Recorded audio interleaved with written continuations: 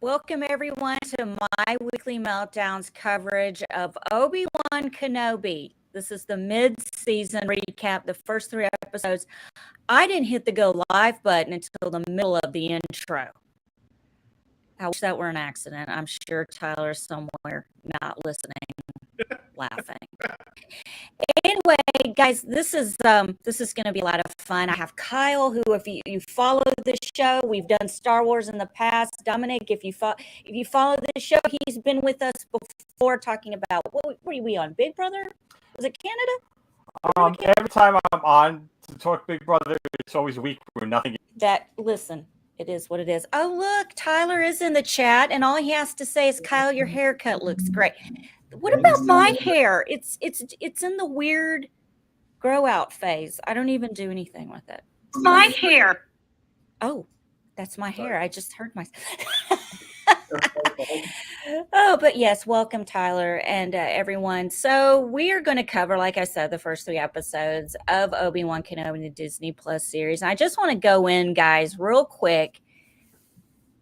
There are only 2 shows in my 7 years of doing this. Well, 1 show, 1 movie, where my life has been threatened and insults so deep and personal, I had to give the people props for originality because they're pretty damn good. Okay, the show that put me over the edge with insults was The Walking Dead, which I had to stop covering because let me tell you, and what got me, and I don't care, Daryl Dixon's a wussy. I said it. He's not the same character. I don't care anymore. The show died, and it was a slow death when they killed the kid. What was his name? Carl. I can't even. Carl. When they killed Carl.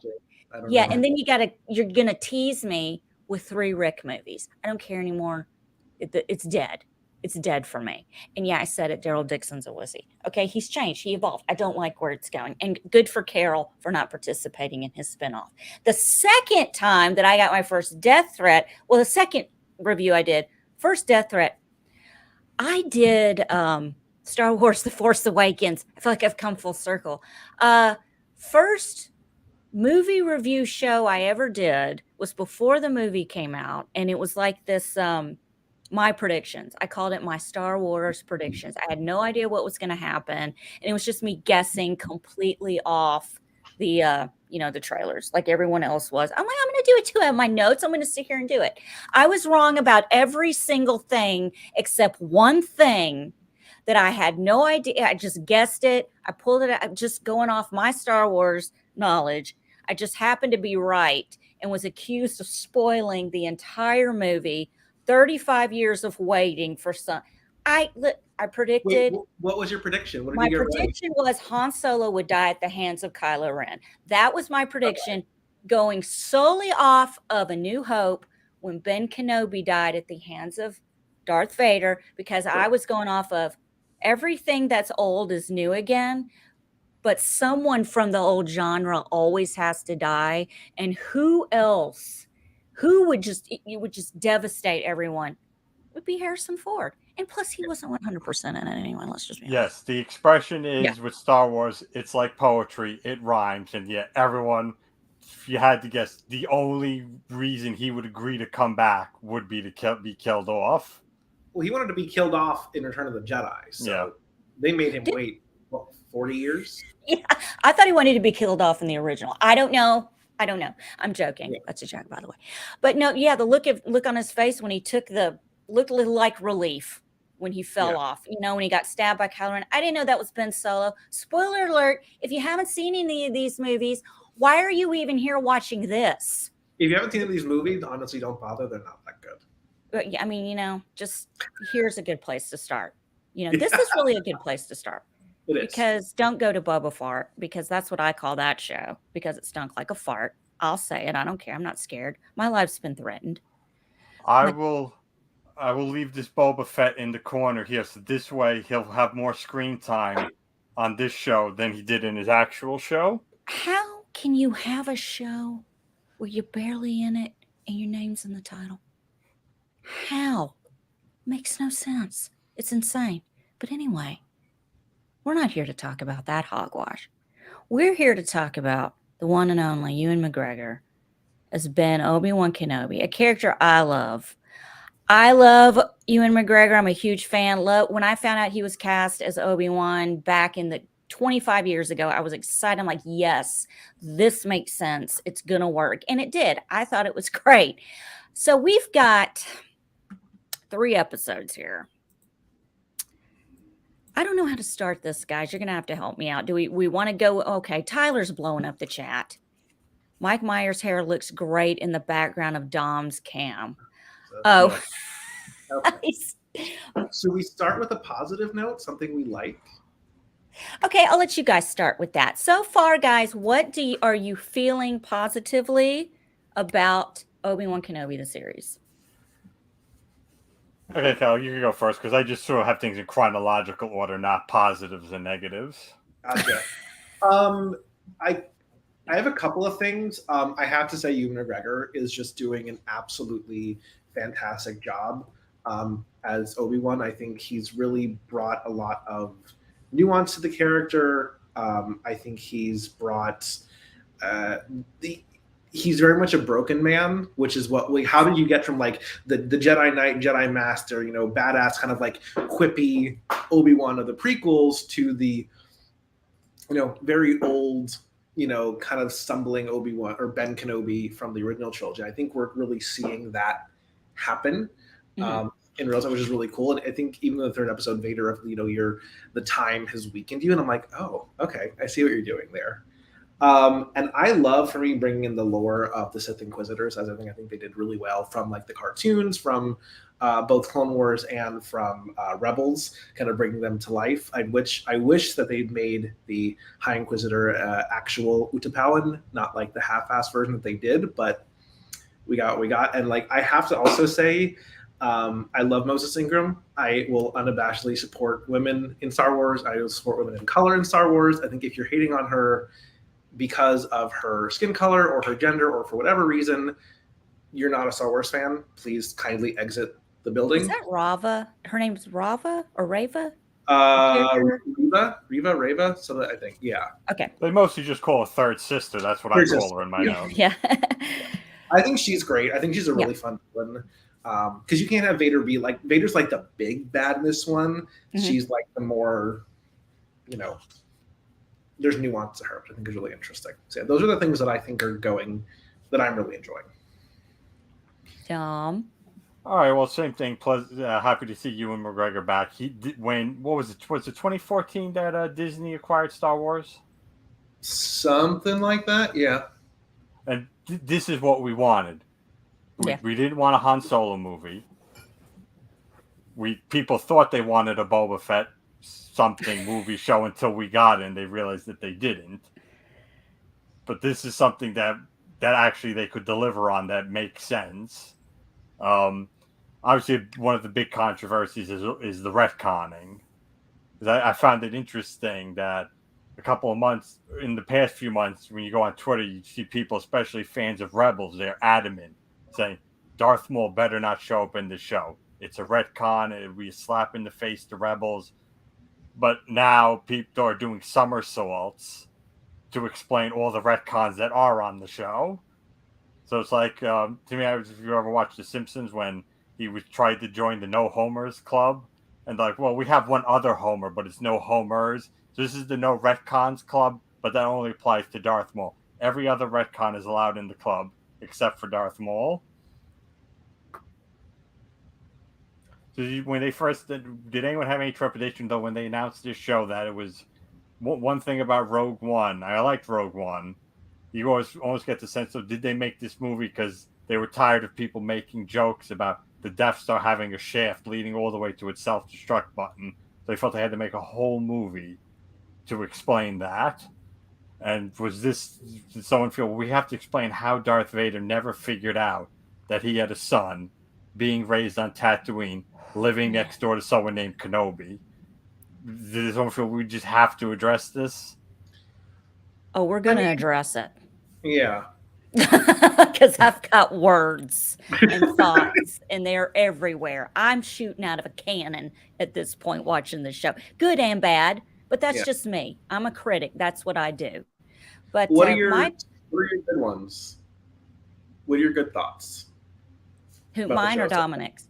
Yours. You can go first. I'm probably more positive on the show overall than you are. My positives are, Ewan McGregor, of course, is amazing. No matter what he does, the guy can polish any turd. I'm just going to say it. Not that this show is a turd, but he is great. He can do no wrong. I'm a huge Shining fan. I don't know a lot of people that liked, what was it? Not Dr. Strange. Dr. Sleep. I love Dr. Sleep. I love the way it was shot, the imagery, the music. I thought it was very complimentary to the original and Stanley Kubrick and that whole thing. So we're not talking about that movie, but I'm just explaining it. And I just think that him coming back as Obi-Wan 25 years into this character makes it more special. We've been 17 years out of Revenge of the Sith now, and he just does not age, but he looks amazing. I felt just his acting, I think, is amazing, and the way you can sense he's broken, and the hesitancy, and the don't reach kind of like, oh, he's gonna do it. Is he gonna do it? Is he gonna do it? Ooh. Uncle Owen, Joel Edgerton. Hello. This man is not only an amazing actor, he's a genius writer and director. Go watch The Gift. I don't know if you've ever seen that. It has Jason Bateman in it, and he's in it. That is a great movie. Watch that. He wrote and directed it, and he's a bunch of other movies as well. But I really enjoy that. Are we going to see Aunt Veru? I don't know. It's a mystery. We definitely she's in the cast. Is she? Okay. I haven't seen her yet. No. But she was in the first. You saw her like from a distance. I think. But I want interaction. I want to know the backstory of Aunt Veru. It's very important to me to know who this woman is. I don't think we're going to get that, unfortunately. We're not getting. I'll write the backstory at this point. Okay, I need it. It's necessary. Princess Leia is a little girl. I'm digging it. She's cute as can be. I love it. I see a little bit of spunky Allison in her. I can like a lot of things that I'm living for it. Yep, there you go, Princess Leia. So that's where I am. I'm a little scared of a little bit of overkill with the Princess Leia thing. I don't want it to. We'll get to that, but I have feelings that are very strong with this one. Sort of it's a happy way it turned out that Joel Edgerton was cast in Attack of the Clones in a very minor role, and now they can bring him back all these years later, and after you see where his career has gone. Yes, exactly. And it just amazes me that I never got the tough guy feeling from Uncle Owen. I always felt it's Uncle Owen. It's Uncle Owen. Yeah. But then he's like all badass now. I'm like, you know what? I can dig Uncle. I'm crushing on Uncle Owen. It's important for him to look after the son of the stepbrother he met once for 5 minutes. Oh yeah, it's a lot. Kyle, what you think? Yeah, I mean, I think that this movie, the show. Rogue One, I think, is my favorite of any of the Disney movies. I think it's the best. I think Solo was fine. I think all the sequel trilogy was an unmitigated disaster from start to finish. I love Ray, Poe, and Finn. It's not their fault that they got cast in shitty movies. But Rogue One, I think, fits nicely into the canon and kind of adds extra pieces and kind of gives more weight to things that we've already seen and love. And I think that this show is doing a really good job of that. Like, when you see Owen and Beru dead now, you have this interaction. When you see Luke with the T-16 toy, you have that Owen brought it to him. When you see Leia talking, Ben Kenobi's here, now they went on this whole adventure and he saved her ass and she saved his a few times. Like, I think that's what the show is doing really, really well. And I think it's cool that they're acknowledging the prequels finally, because I think Disney has done a really noticeable job of like, we're gonna pretend the prequels didn't happen because they're not ours, especially like Padme, like all of the Padme erasure that happened, like they we have Anakin and Obi-Wan as like the dream team, but I'm glad we're seeing honoring Padme Amidala back again, talking to Leia about her and hinting at it. So I think that there's, I like all of these Easter eggs and breadcrumbs that they're using to kind of tie the two trilogies together. Yeah, I agree. I like that as well. Dom, what about you? Yeah, this is in the same way of getting to know Owen and Beru. I always saw it as a missed opportunity in the prequels not to show us Alderaan, besides 2 or 3 seconds at the end of Revenge of the Sith. That I think,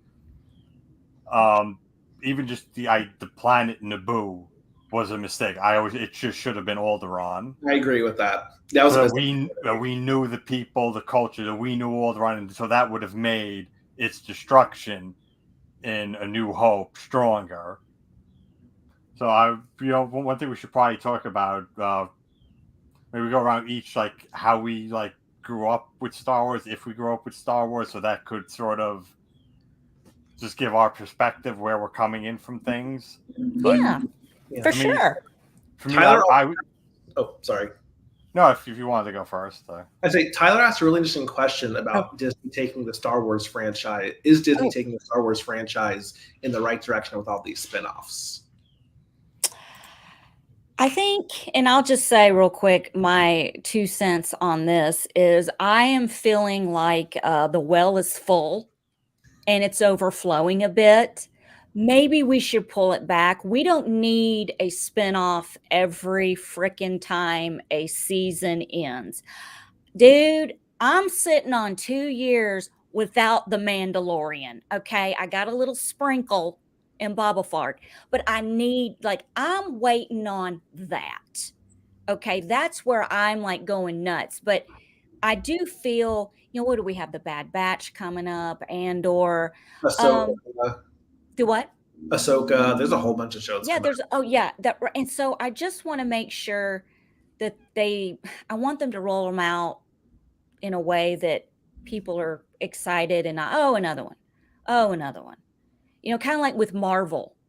Yeah. Like we got to have a show. It's just, I've lost interest. I didn't watch Arrow, Moonlight, or whatever it was called. I made it through 2 episodes and I'm just burnt out. Probably because Doctor Strange came out and I went and saw that and I was like, I'm burnt out. I need a minute. I feel like I personally am a little burnt out. A little too much Star Wars. Yeah, and I'm burnt very bad. I'm burnt worse than Anakin Skywalker. Okay, end of Revenge. I went there. I'm burnt worse than him by Boba Fett. The Book of Boba Fett destroyed me. My son is 25. He felt the same way. He feels the same way about Obi-Wan Kenobi. Maybe I'll read the text he sent me later on in the show. Yeah. It's just like, I'm okay with it. It was harsh. Yeah, it's just Boba. But growing up with Star Wars, it's a big part of my life. I'm 45. My brother's almost 50, and he is the one who saw the original in the movie theater, and he introduced it to me, and it was our thing, and it meant a lot to me. Yeah. It's always been in my life. My family's into movies. We always, it's always something fun for us to do. I introduced it to my son. My son's obsessed with it. So it's just it's become a family thing. Like on Christmas or Thanksgiving, they've always got Star Wars playing on TNT or one of these channels, and it's on in the background. Sure. So, and we all stop and we all have our own bitchings about what's going. Why I have a problem with it? Why I have a problem with this now? Because of the prequels. Or what screwed this up? The prequels. There's always we always have some kind of bitch that somebody does about something. But that is kind of my little Star Wars thing. Yeah. I mean, I think as far as new shows coming out, Disney's very clearly focusing on shows now. I think that they've realized that the movies, the sequel trilogy, for whatever reason, was a miss kind of across the board. So I think they're stepping away, especially from the trilogy, if not at least from doing movies in general, and they're focusing on TV shows. But what I think is really interesting is that they've they've kind of backed themselves into a corner. I think in the future, it's like we know. So we saw, Luke have the cameo in Mandalorian, which is really cool, and then they had like the extended bit of him in Boba Fett, which was like losing some of the cool now because like it's Luke. Yeah, He's starting to say and do things. I'm like, oh, that doesn't sound like Luke Skywalker. But we know now where these characters are ending up. We know Han, Luke, and Leia. We know about the First Order, all that stuff. So, Dom, you talked about retconning. Are they to keep making stories? What is retconning? I'm ignorant. What does that mean? Oh, go ahead. Retconning essentially is where you have to, and there are good retcons. I mean, Darth Vader being Luke's father was a retcon, even though George Lucas has tried to revise history and say that was the plan all along. It clearly wasn't. So retconning would be, I mean, you get the impression in A New Hope that Obi-Wan and Vader have not crossed paths since the betrayal, since the fall of the Jedi, but now we know that they have. So Right. that's a retcon. You definitely don't get the impression that Leia has met Obi-Wan Kenobi before. She tells him, you served my father in the Clone Wars, not you rescued me when I was kidnapped by the Red Hot Chili Peppers. Flee. I think the dialogue in A New Hope is, I don't know if I consider those retcons personally. I can see people would interpret that way, but for me, they're kind of loose enough. Like Vader actually never says when he last saw Obi-Wan, and so I get either way. But Allison, retconning is retroactive continuity. So basically, okay, we acknowledge that this thing happened. We're going to ignore it now and go in this story direction. So sort of like. So, like for example, Disney could decide to retcon the sequel. They probably won't because it's Disney. To say like the 3 movies never happened, and we're going to go forward in a new direction, or maybe like that's an alternate universe, and this is like the timeline of the TV show. So Han, Luke, and Leia might end up in completely different situations if they keep making these stories, in this new direction. That's a major retcon when a franchise. Yes, that would be a big one. Allison, as both Halloween fans, we know they retcon movies out of existence all the time. But what Star Wars does is they just do minor ones where they go, well, when this character said this, they could have meant this. The best example is when Aunt Beru tells Uncle Owen, Luke's too much like he has too much of his father in him, and Owen says, that's what I'm afraid of.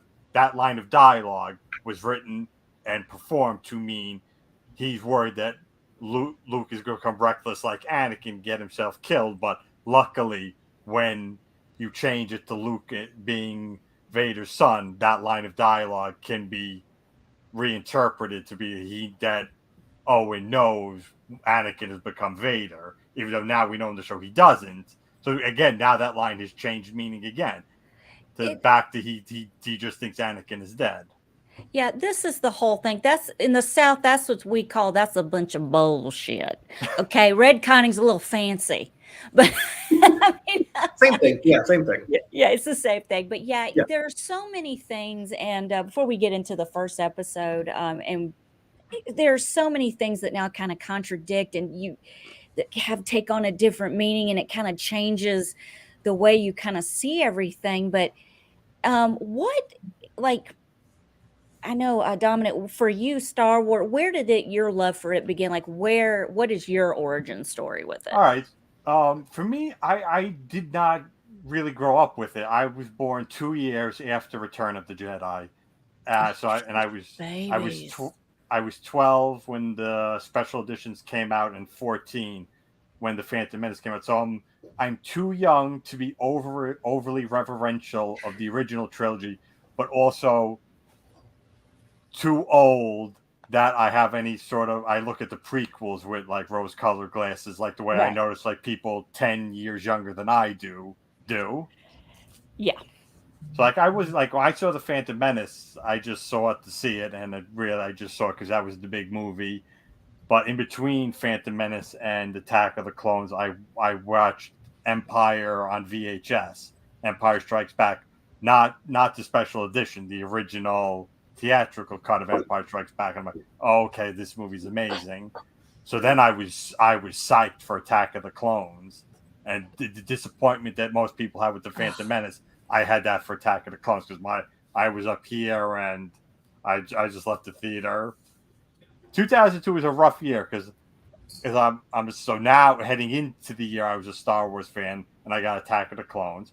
I'm a Halloween fan and I got Halloween Resurrection, and I'm a James Bond fan and I got Die Another Day. It's like all the franchises I love gave me like their worst in 2002.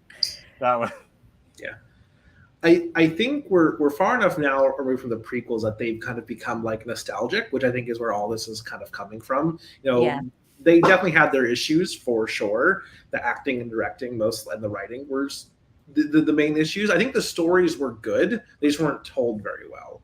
But we now have, like, with all of the hype around Anakin and Obi-Wan and that, the golden trio of those movies with Padme, I think we're back in that, like, oh, they were, remember when George Lucas wrote Star Wars and they were really bad? But yeah, I think that's where this comes from, this nostalgia. The fandom really did a 180 from making movies called The People versus George Lucas. There were documentaries about how mad people were George Lucas for ruining their childhood, and now it's gone the over that. Well, compared to the Disney movies, they stole Star Wars from the genius George Lucas. Yeah, I mean, Disney did what they did and makes the prequels look almost Oscar-worthy by comparison. So yeah, that's the thing. That's what I hear from like the people who are like about a decade younger than me. They're like, well, now Disney makes.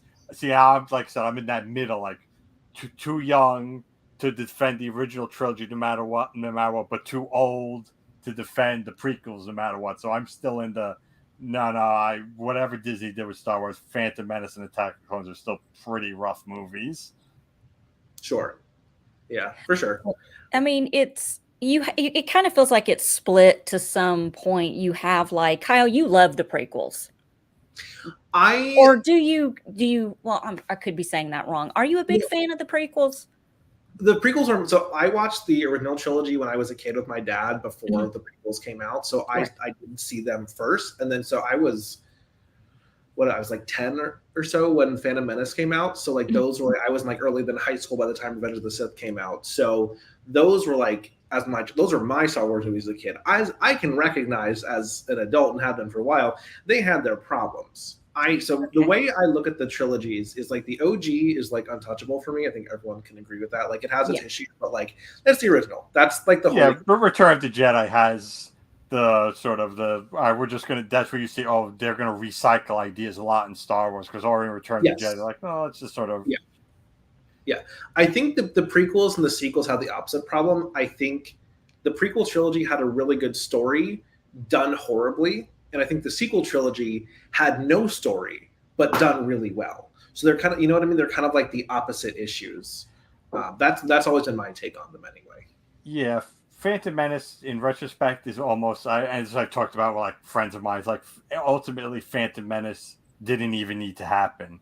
Sure. Like we didn't, and this is, Red Letter Media with their Mr. Plinkett reviews, like, the Qui-Gon Jinn character is just taking up space until Obi-Wan can become our protagonist. So like we just didn't need that, or he could have been, or killed in like the beginning of the movie, and then Obi-Wan's on his own for the first time throughout the movie, and he meets Anakin.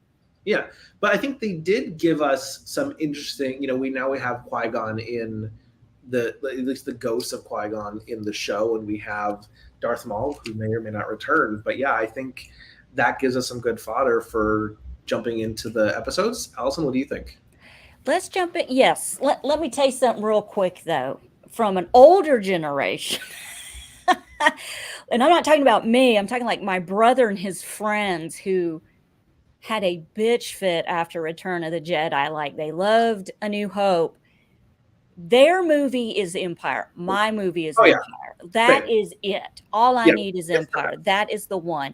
However, you have to think my brother and his friends, in 83, were like 11 and 12. And they were like, Return of the Jedi, they're Luke and Vader are related. This is like crazy, And their big thing was the Ewoks.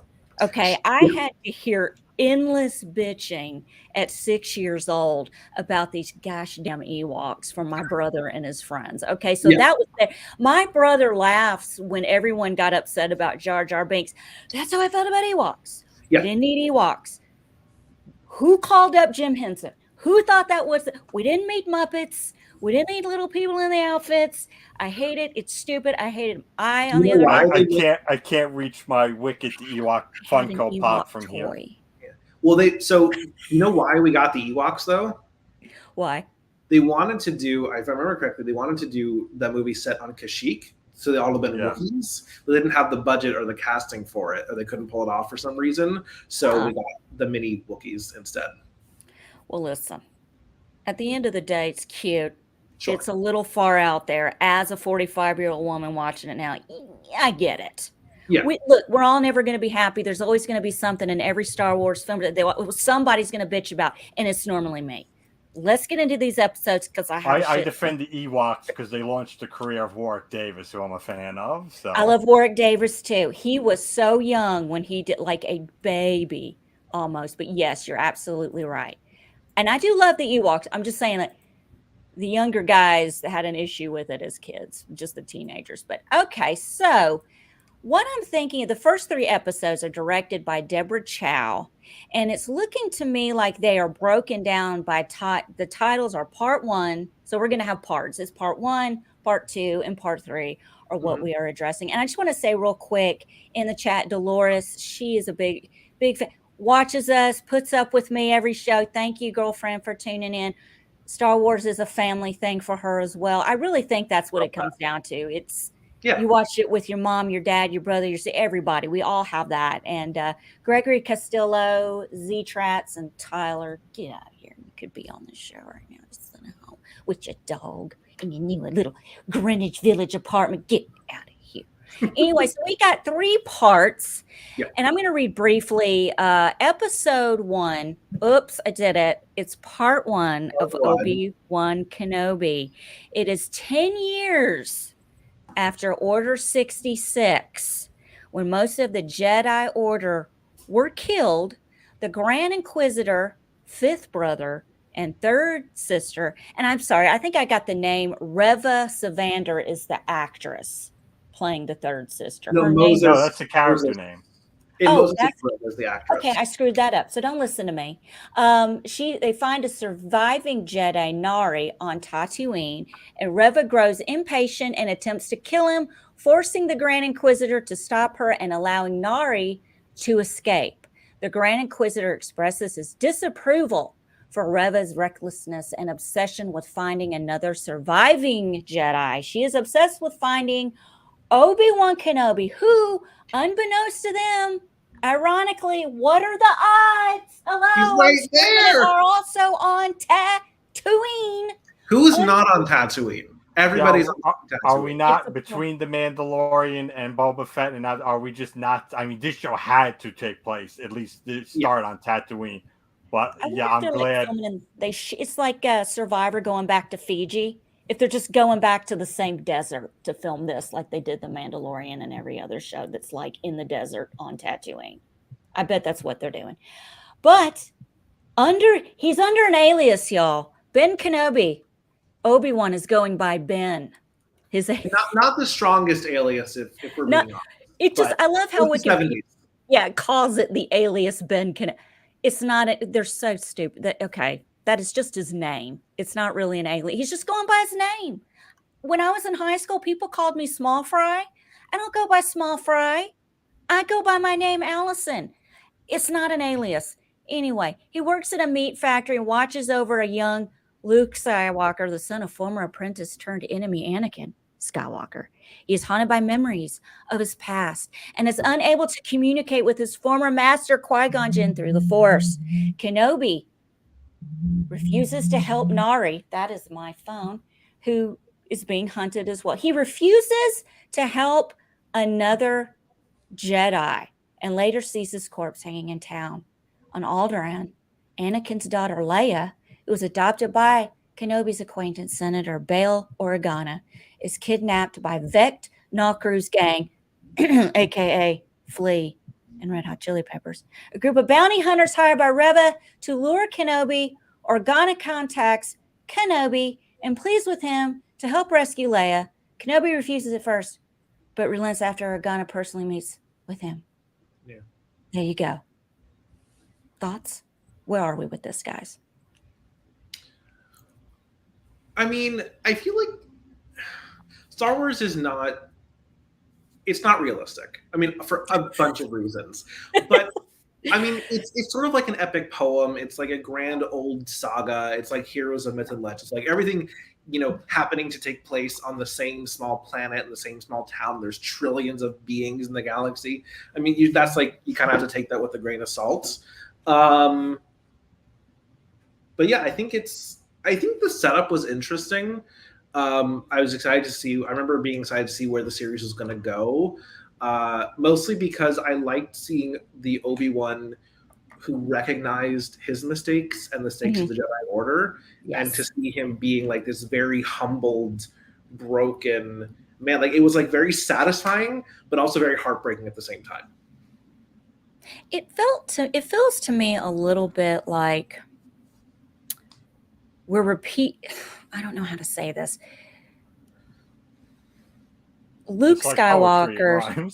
Listen, Luke Skywalker screwed up majorly with Ben Solo. Okay, and look what we got. And he redeemed himself at the end and then dies. Now you have flashback Obi-Wan Kenobi, or Ben Azalius, is on Tatooine, and he's a broken man, and he is reflecting on how he failed Anakin Skywalker. So to me, it is like these Jedis who are kind of thrust into training due to trauma, because it is trauma. There's PTSD. There's all kinds of like all of the stuff that's going on, and yet, you know, everything Obi-Wan Kenobi went through, losing Qui-Gon Jinn, all of this stuff. And he's raising this child to be a Jedi, and he's supposed to be the one. He's like a 21-year-old guy.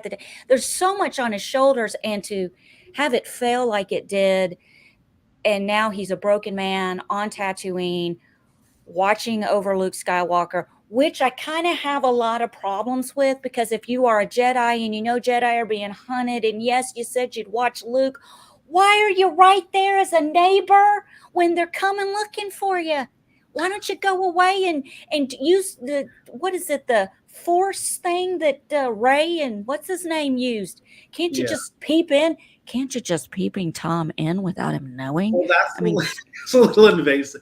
That also, like that, their whole thing is like a Force. That was kind of weird. The Force bond or whatever they call it. Everything they added in the Force Awakens, Rise of Skywalker, all the new abilities, it was too much. Yeah. Yeah. I think the thing about that is I feel like Obi-Wan really closed himself off from the Force, and you see it when he's fighting Vader, and a bit in part 2, where when he tries to, I know we'll get to this, he tries to save Leia, he has to struggle, and a Jedi shouldn't be able to like blink and catch her, no problem. I mean, we saw him leap hundreds of feet across lava in episode 3, and now to catch one falling child, he's like struggling. A 40-pound little girl. Yeah, I think he really closed himself off from the Force to shield himself and to shield Luke. So I think he really has withdrawn that way. And I think, Allison, to your point, you talked about like the trauma of the Jedi, which I think is, people don't talk about enough, that the Jedi Order like kidnaps kids basically and trains them to be like celibate warrior monks, which is kind of shady when you think about it. A little suspect. You saw Obi-Wan address this when he was talking to Leia in part. Was it part 2 or part 3? I don't even remember. I think that's part 3. Yeah, part 3. Sorry, I know I'm jumping ahead, but like we saw him address that trauma and be like, I think I had a brother, and I wish I would have known that. And I was like, oh my God, they're talking about it. They're actually saying like, maybe the Jedi screwed up. When is Obi-Wan's long lost brother going to get his Disney Plus series? Dude, I'm sitting here thinking, does he really have a long lost brother, or is he talking about Anakin? I don't know. Well, yeah, I don't know. That's true. Who knows? But yeah, I think that was really interesting that like they're addressing some of these like fan critiques over the years and kind of bringing them into the forefront again. Well, he doesn't save the other Jedi, and I kind of felt I get it.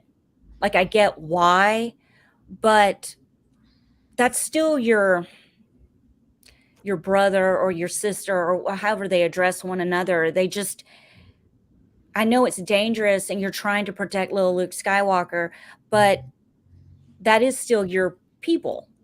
Yeah. And I felt a little betrayed by Ben for not, because I have to keep telling myself, you're dealing with Ben Kenobi. You're not dealing with Obi-Wan.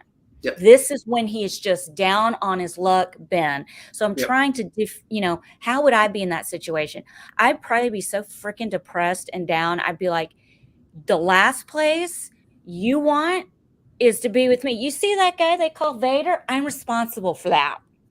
This isn't a party you want to come to. I get it. But at the same time, I'm like, why? You should help it. But it's not the same. It's not the same man. I just don't want, like my son had a real big issues. Like, man, they're trying to do the same thing they did to Luke Skywalker in The Last Jedi. They're trying to do the same thing to him that they did to Obi-Wan Kenobi. And I try to explain to my son, I don't really feel that way. I feel like, Luke Skywalker took himself out of the equation after the temple, all of that. And he was kind of in denial, but then in the end owned his shit, and it took a lot out of him. That was his nephew. That was a lot. None of us make the right decisions. We think we're doing what's best, and sometimes it's not. It's what you do with that knowledge that defines you in the end. And I think he did his best to help, and he proved his point.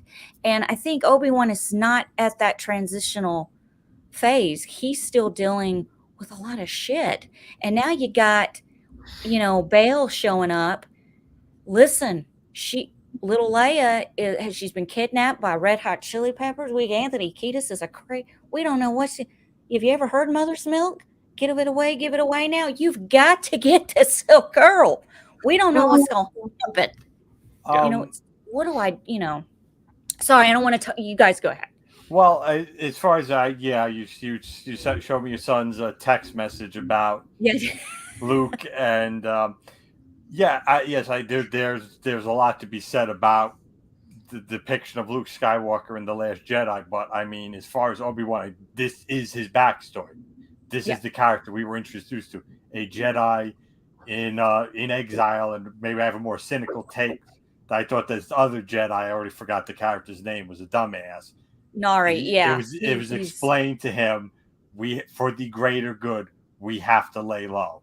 We're not, maybe Anakin wasn't the chosen one. Maybe Luke is. We have to wait until Luke comes of age before we can make a move. And, just the other guy didn't listen. And you're right. Yeah, he has a reason to close himself off from the Force.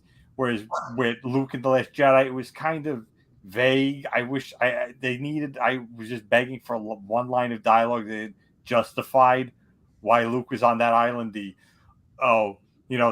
pulled something about a dyad in the Force. So they said, okay, well, maybe if Luke and Ben dies, the stronger Luke gets, the stronger Ben will get too. So Luke has to close himself out from the Force. So like there was no reason. Whereas I feel Obi-Wan is justified in this situation more so than Luke, and that's not the characters. That's just more the writing. Everything with the new trilogy, they was like, well, just hit the reset button. Obi-Wan and Yoda went into exile. Luke goes into exile, but without the justification. Isn't he kind of in exile, but not in exile? He's around people. He's working at a meat plant. He's watching his boss is an asshole, and he's treating me. Yeah, I mean he is. It's terrible, and there's nothing. It's just it's a backwater planet though, so there's no he's not on wanted posters there like he is in other places. It's a very popular backwater planet. Yeah. I mean, that random woman who got her arm cut off was just like, where were the outer rims? The Empire, we barely even exist in the Empire. Yes. And that's I think we're getting the fleshing out of a lot of like the politics that were seeded in the prequel trilogy, that kind of like all the backstory, like building the empire, where Tatooine is, and all these spaces. I think, and that to me is like kind of like I love the lore and like the politics of it all. And so like, you know, I wish to God the prequels had been done up to their potential, because you have how many Oscar winners in those casts, and it was like, but the politicking of it, I think, is really interesting, and seeing like, you know, that that Bail Organa is still in this Imperial Senate trying to do good things, but you see the corruption happening even within like his own family, and you see they're terrible to Leia, little dick cousin talking to her. You're adopted. Were rough. Oh my God, I may be adopted, but I'm better looking than your ass. Good God. Did they announce Jimmy Smits as being part of the cast, or was that just like I didn't know he was going to be on the show? Yeah, they did. And Mon Mothma will be back too. Right. I forget the actress's name, the same woman who played her in Revenge of the Sith and in Rogue One will be back. That was great that they, even though all her scenes were deleted, 10 years later they still brought her back. Yeah, that was finally cool. You know, it's like, oh, you know, I've been writing the backstory of this character for 20 years, and now I finally get to shine, you know, even for a few minutes.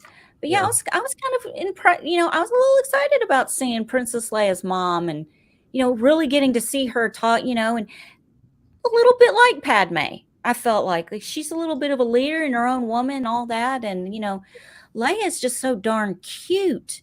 She is. I think we can acknowledge that the chase scene was really bad with the Red Hot Chili Peppers. I think we have to address that elephant in the room. Yeah, go ahead. Yeah. No, that was like, and this is the thing. I feel like this is Star Wars falling into like a Marvel trap, where it's like Marvel has to be, even in like its serious moments, they have to go, oh, here's an inside joke to show you we're kidding. You with us? Even Marvel has that very like tongue in cheek, breaking the fourth wall humor. And I feel like all these like cameos in Star Wars, like there was the one guy, and then the fake Jedi was another one. Like, oh, he's funny, so we're gonna put him in Star Wars. Hey, that's Stuber. That's the guy from Stuber. I freaking love that movie. But anyway, where's I like that movie it just seemed out of place to me, because like Star Wars takes itself a bit. I mean, you kind of have to, when you're being that ridiculous as a story, you have to take yourself seriously, right? Or it's turned into comedy. It's like, sorry, it's about these epic grand fights of good versus evil. It's modern day mythology. And so when you start putting jokes in it, not that they can't be funny, because like the droids were always funny in Star Wars, and like, you know, Chewie was funny, but they were comedic moments, but it was like the audience, they weren't winking along with the audience. It's like, now it's like we're in on the joke, and I feel like that kind of cheapens the whole experience a little bit. Oh yeah, the Marvel influence is definitely, they rely a lot on the quips and pop culture references, even when they're not necessarily like, I only saw a little bit of the Eternals, but I was watching one scene and I like counted down in my head, all right, here comes the quip that diffuse the tension of this scene. Like, that's exactly what I'm talking about. It can't get too serious, it can't get too dark. Yeah, and Star Wars, they can't do pop culture references, so they just have to have these sort of just inappropriate quips or. And it's weird because we go from like that quippy fourth wall breaking humor to, you know, again, jumping ahead to Vader and Obi-Wan fighting, and Vader literally dragging him into fire with the intent to burn him alive. And I'm just like, that is so, like, I was like, give me more of this. It was like so dark and so grim. I'm like, just tonally, I don't like, we're leaning into a backstory of a broken man who dies the next time we see him. Go into that. Like, this is, we have the trauma, we have the darkness. Like he's heartbroken and depressed and probably a whole bunch of other things. Like, let's lean into that. I'm not here for the stupid humor. I'm not.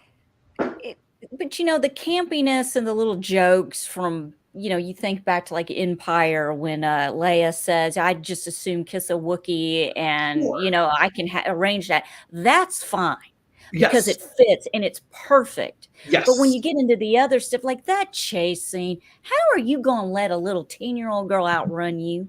How is it? No. No, you are a grown-ass man.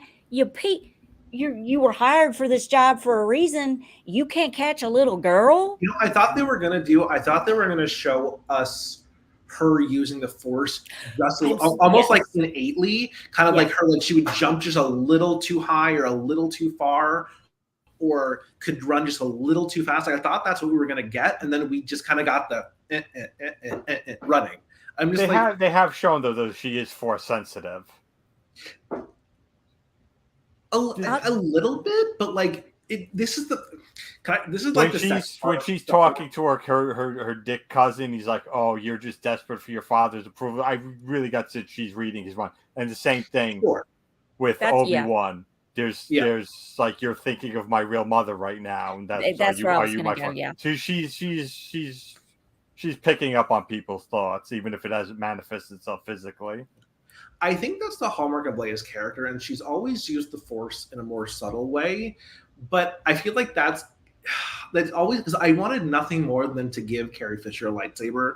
Well, she'll have the chance, like, let Leia, because in the books, Leia's a Jedi Master in her own right. She's a swordsman. She can use the Force. She's a warrior. Like, she is a fully fledged Jedi, and obviously, like in the original trilogy, you see her with like that subtle grasp, like hearing Luke call out from Bespin, and then again in Return of the Jedi.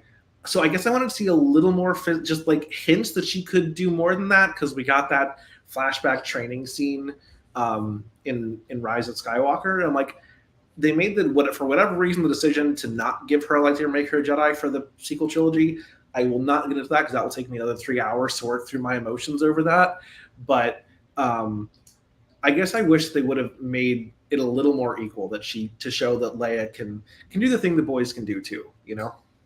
Yeah, I'm like you said, I kind of was waiting for her to jump a little bit higher or to move a branch. Just give us a little bit. But listen, guys, we got 3 episodes left. Yeah, I think anything can happen at this point. That's true. So I think they'll just have to focus on, since again, what we saw in Empire and Jedi was that any Force sensitivity she had, it was a mental thing, not a physical thing. So they'll probably like, if she actually like moves something with the Force, I think that's now we're too far. We're in retcon territory now. Yeah, I didn't want her to go that far. Like I said, I think it would have been almost a thing where she wouldn't have remembered or even realized she did it. Just jumping a little bit too far that she should have been able to as a normal 10-year-old girl. Just like hints that she's got like this extra ability, I think would have been really interesting. Listen, when I was a little girl and my mom was trying to catch me to spank my butt, I definitely had some Force. The Force was with you going on.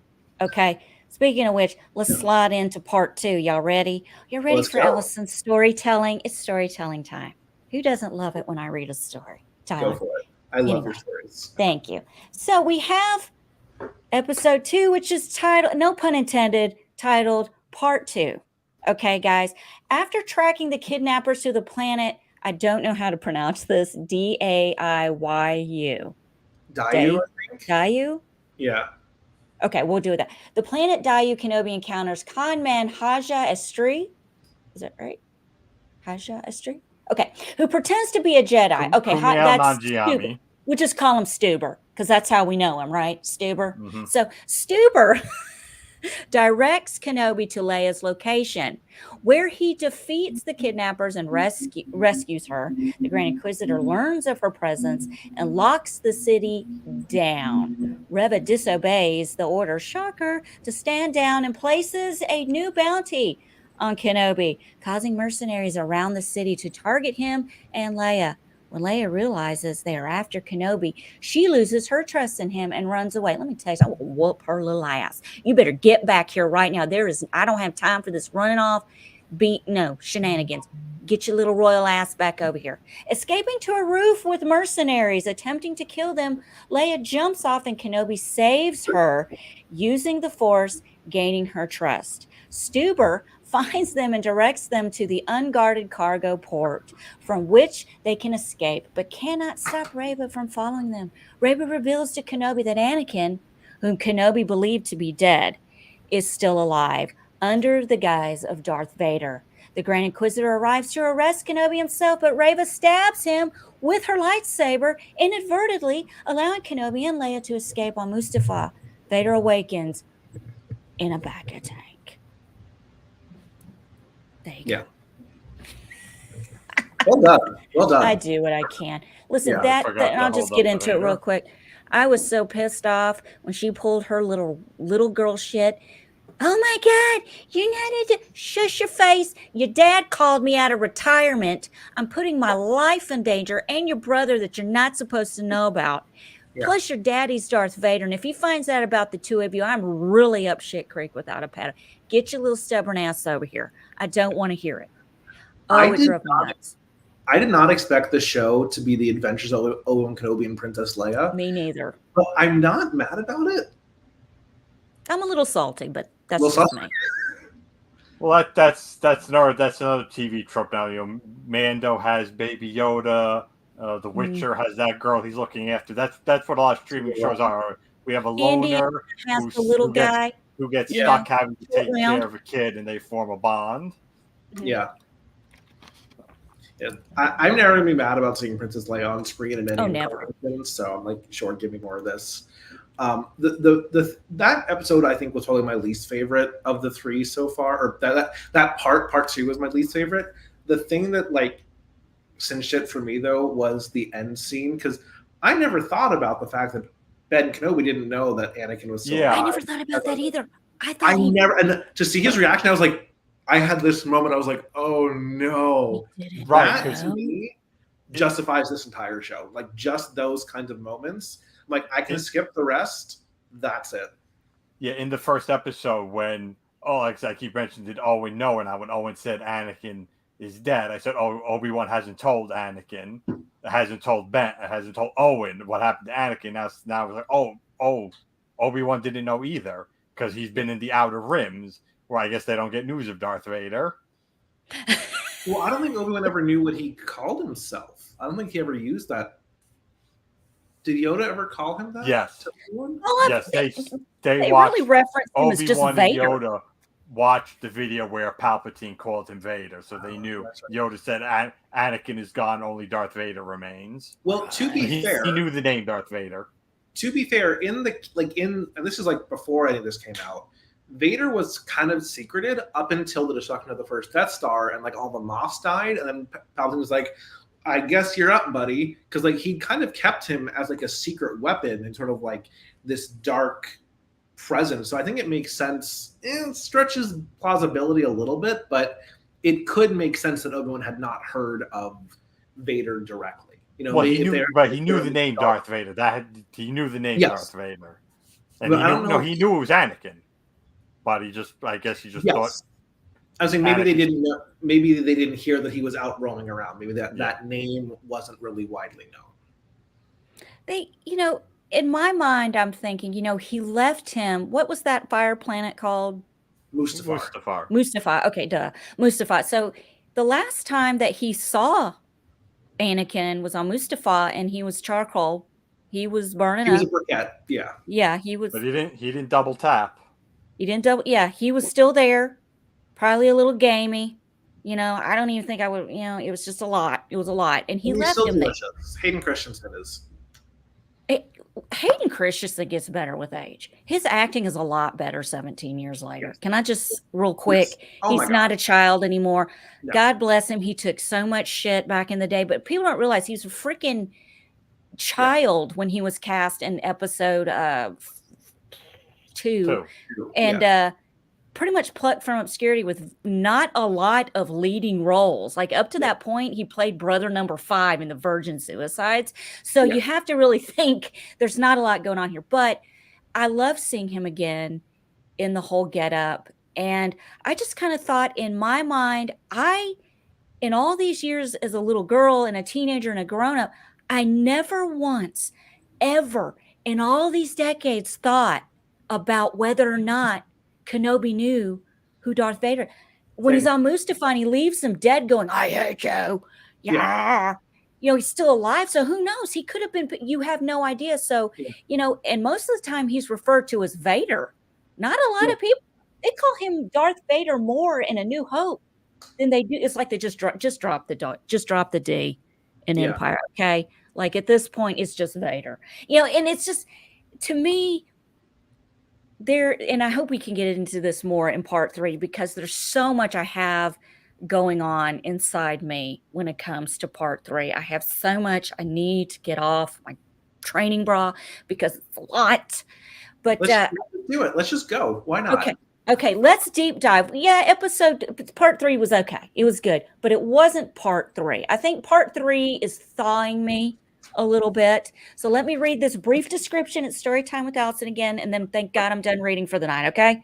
Go. Part 3, Vader instructs Reva to find Kenobi, promising to promote her to Grand Inquisitor if she succeeds. Kenobi and Leia's transport lands on the mighty planet Mapuzo. Who cares? Yeah. And they proceed to rendezvous. The rendezvous provided by Stuber.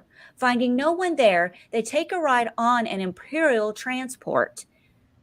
I have so many places I need to go with that statement I just made. They are discovered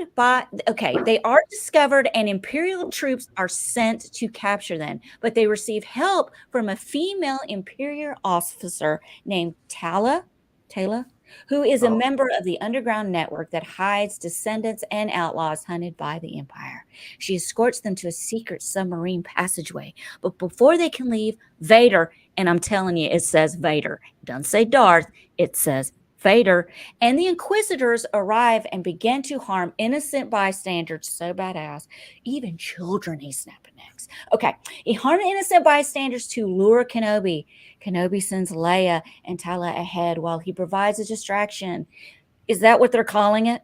Anyway, he is eventually confronted by Vader, who overpowers Kenobi with his Force choke and burns him. Tala provides a real distraction, which I have problems with, to save Kenobi, but Leia is intercepted by Reva and seen. That's it. Yeah. I'm just going to let y'all go because I'm going to go for 10 minutes without a breath. So just go ahead. Oh gosh, there's a lot that happened in that episode. Yes. I wanted Tala to be a Jedi so badly. I'm like, no, it's not. Just kidding. I thought she was. What? I thought she was at first. I was like, is she a Jedi? That's a Jedi hiding as an Imperial officer. Genius. No, too genius for Disney. I wasn't thinking she was Jedi. I was thinking this may be like an early rebel or something. That could be too. I also thought it might have been like Andor, like Cassian might have come in and been like a cameo in this because he probably would have been a little bit young, but like maybe his brother or something. I don't know. Or maybe she's related to him. Maybe her last name was Andor. Maybe she's his mother. I don't know. When Tala said, "Oh, we're gonna go meet a pilot," I said, "Don't you dare!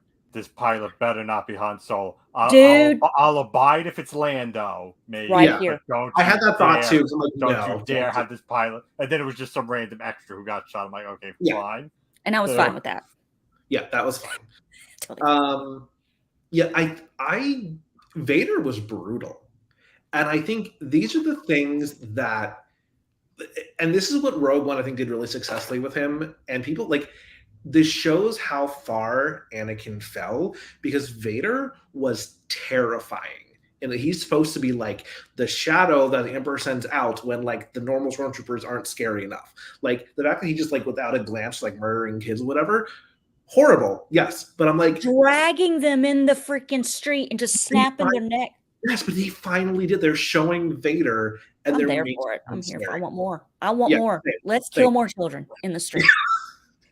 We are sadistic people, but I love it. I agree. That was yes, this is Vader. This is how scary he is. This is what I signed up for. 100%. I need another spinoff show of Darth Vader recovering, becoming Darth Vader, doing all that. That I can handle. Just becoming an evil. We know the prequel, but that's not everything. But when he was doing all that, and this is where and I don't want to get too into it because No, get into it. Okay, I'm going to get into it. I have serious issues. Darth Vader is fucking a ball's throw away. Excuse my French. From his daughter. Mm-hmm. And there's not a feeling. There's nothing. because somebody's going to have to explain to me, hopefully by part 6, how he finds out about Luke Skywalker, because he knows he has a son by the time we're in A New Hope and Empire. No, and all that. not in A New Hope. Not in A New Hope? No, I mean, in A New Hope, he interrogates Leia face to face and nothing, because that's not, okay, you're right. the plan. That wasn't the plan at the time. In A New Hope, when his TIE fighter is behind Luke's X-wing, he just says the Force is strong with this one.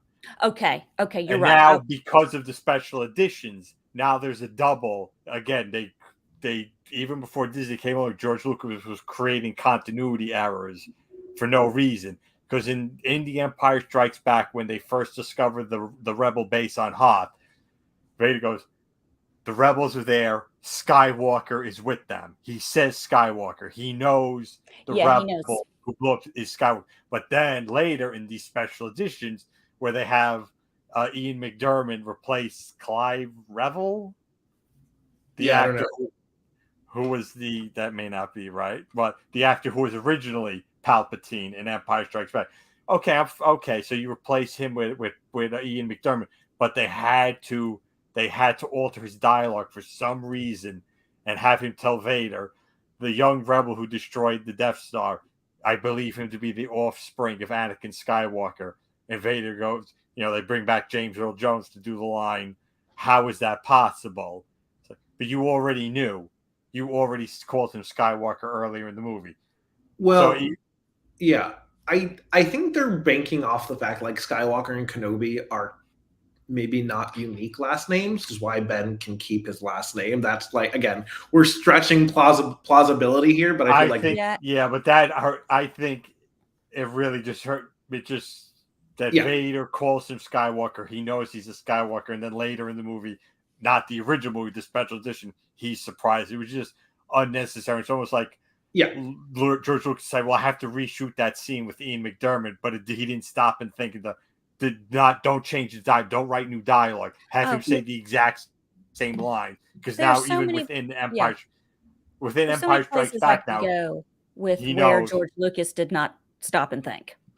Well, that's the thing about Hayden Christensen is like there's some actors who can act with a bad director and a bad script. Yes, but like Natalie Portman, Oscar McGregor was awful, just as bad as Hayden Christensen. Yes. Yeah, they were both awful in Attack of the Clones. They needed a good director and a good script. And like that whole thing, Lucas just did not direct the prequels well. So that's my defense of Hayden. But the most jarring scene in Attack of the Clones is when Christopher Lee is interrogating Ewan McGregor. I turned to the perspective. This scene has 2 people who know how to act in it. 2. Yeah, it was great. But here's my thing. Okay. Vader can't sense that Leia is his daughter now because he didn't before. Because when they made the first 2 movies, it wasn't his daughter. So now they can't have him sense that. I feel bitch slapped in A New Hope that he interrogates her and still doesn't know that's his daughter. Like, you just effed me up in A New Hope now. You've ruined it. If he knew that was his daughter, he would have killed Grand Moff Tarkin and made it look like an accident and said, fuck whatever his plan is. Now I'm not interrogating her for the rebels. I'm just just like the way he eventually wanted Luke on his side. I'm going to get her on my side. What's the theory? Sorry. I need to hear it. No, so basically, and this is confirmed, I think, in the novelizations of the prequels, that Anakin, Padme was this beacon in the Force to Anakin. Like, he was so enamored with her that sensing her in the Force, looking at a blinding light. He couldn't see anything else. She just put off so much energy and presence for him. He couldn't sense a lot of things around her. So the theory goes, I haven't read the books in so long, I don't remember if this is confirmed, is that her Force presence kind of masked the presence of the children, and they never got a pregnancy test. There was apparently there's this whole stupid reason. It's Naboo tradition not to do ultrasounds or whatever. So they didn't know they were having twins. He never knew that there were 2 of them. He just knew she was pregnant. And then when her body was burned, they put they kept her looking like she was pregnant. So the official records would have shown that she died while pregnant, and the child died too. And so he believes that he killed her. Yes. You know? And so I think he would have, the way that she's shown so brightly to him that he couldn't sense the children like as their own force presences. And then the fact that he just is, I think he just shut himself off from that after the fact. So he wasn't actively trying to set because it would have been too painful for him, I think. But this is my other problem. Mhm. My God, I have so many problems, you guys. This is therapy. I told y'all in the Twitter. This is what Star Wars is. Yeah, New writers come on board and have to just figure out reasons why these retcons make sense, and they come up with whatever sounds the most plausible. How the hell does Vader not feel Obi-Wan Kenobi? Like I can't even verbalize it. It just drives me nuts. Okay, so they get to the fight. Like already Obi-Wan, I think, was able to shield him, or something's going on there that he thinks Anakin's dead. So there's not anything that would pull Anakin or Vader towards him in thought or whatever they feel, the sensory, whatever. That I get. It's cut off. But the minute he finds out that Anakin is alive and he is Vader, there is something, I don't know, when he sees what he's doing in the street, his brain is like, where the trauma, again, it's the mental, I created, like, what has happened here? But I mean, he can't take 100% responsibility, but still, and they're fighting and he's so weak and he's so out of practice.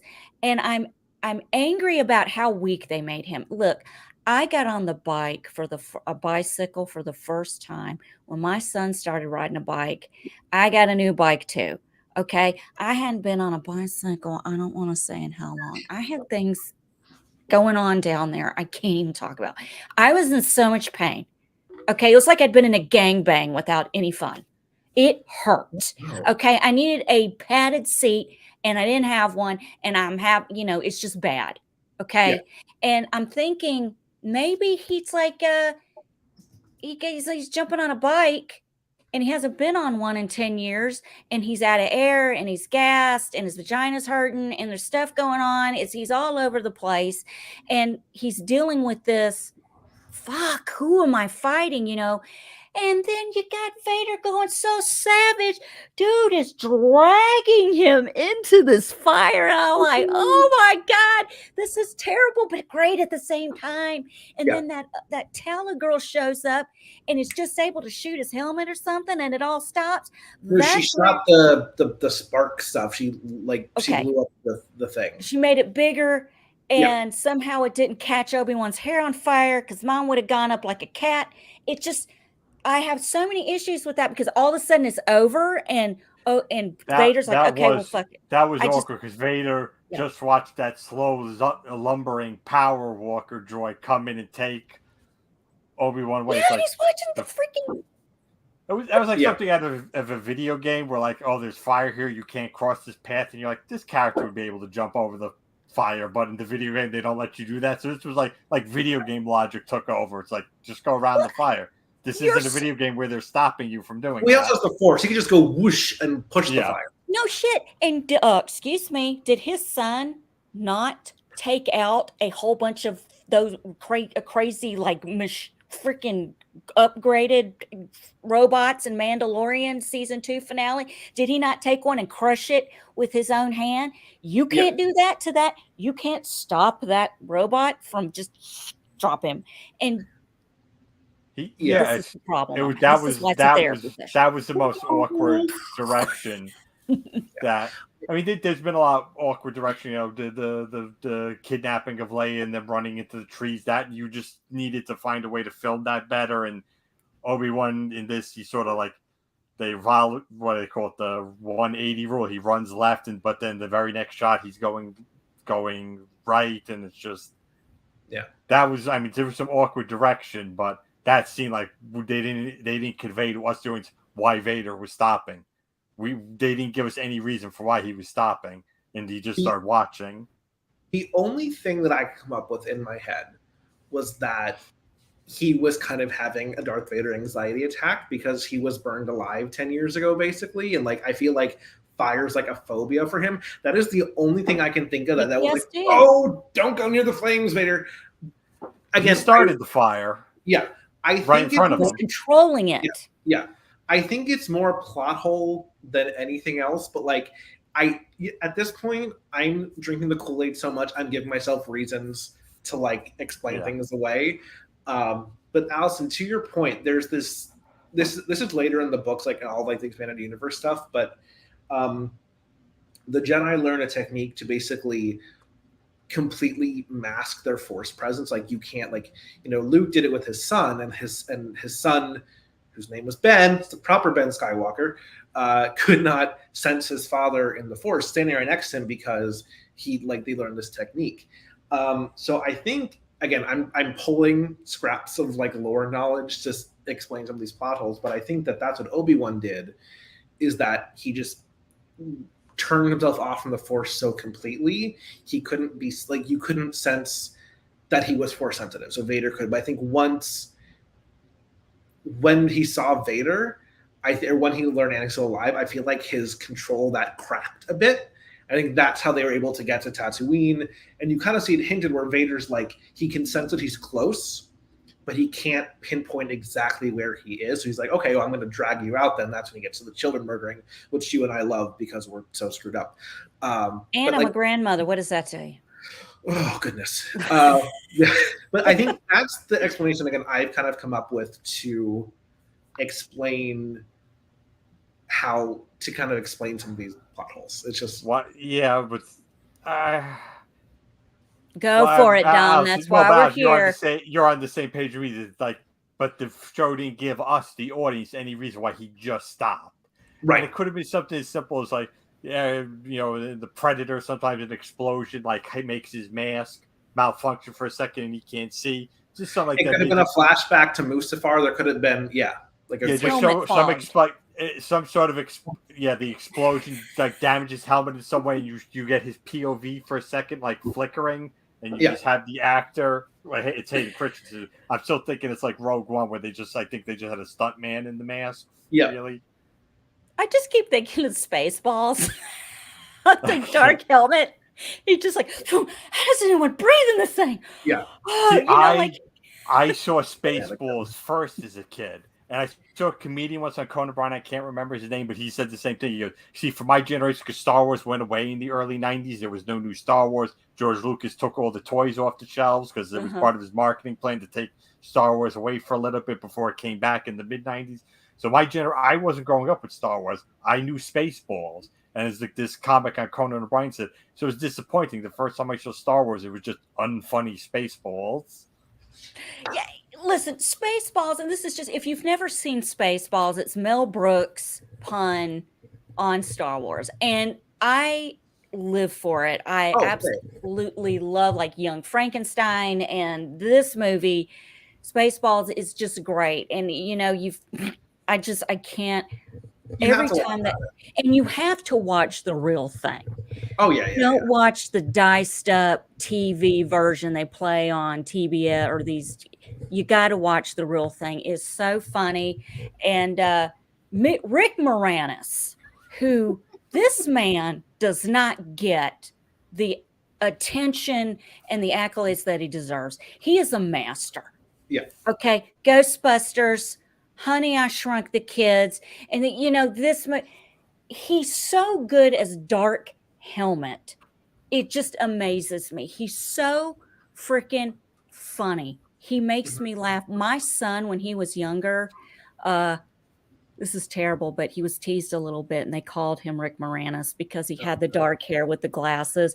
But my son has a great sense of humor, and he's like, why wouldn't I be proud of that? Dude, Spaceballs, Dark Helmet. I'm like, thank you, son. Yes. Maybe Moranis will have a cameo in Obi-Wan. If Rick Moranis shows up in one of the next 3 episodes, if Bill Pullman, Stephanie Zaninga, or any of these, Mel Brooks, if Mel freaking Brooks shows up as what was the little guy's name with Yogurt?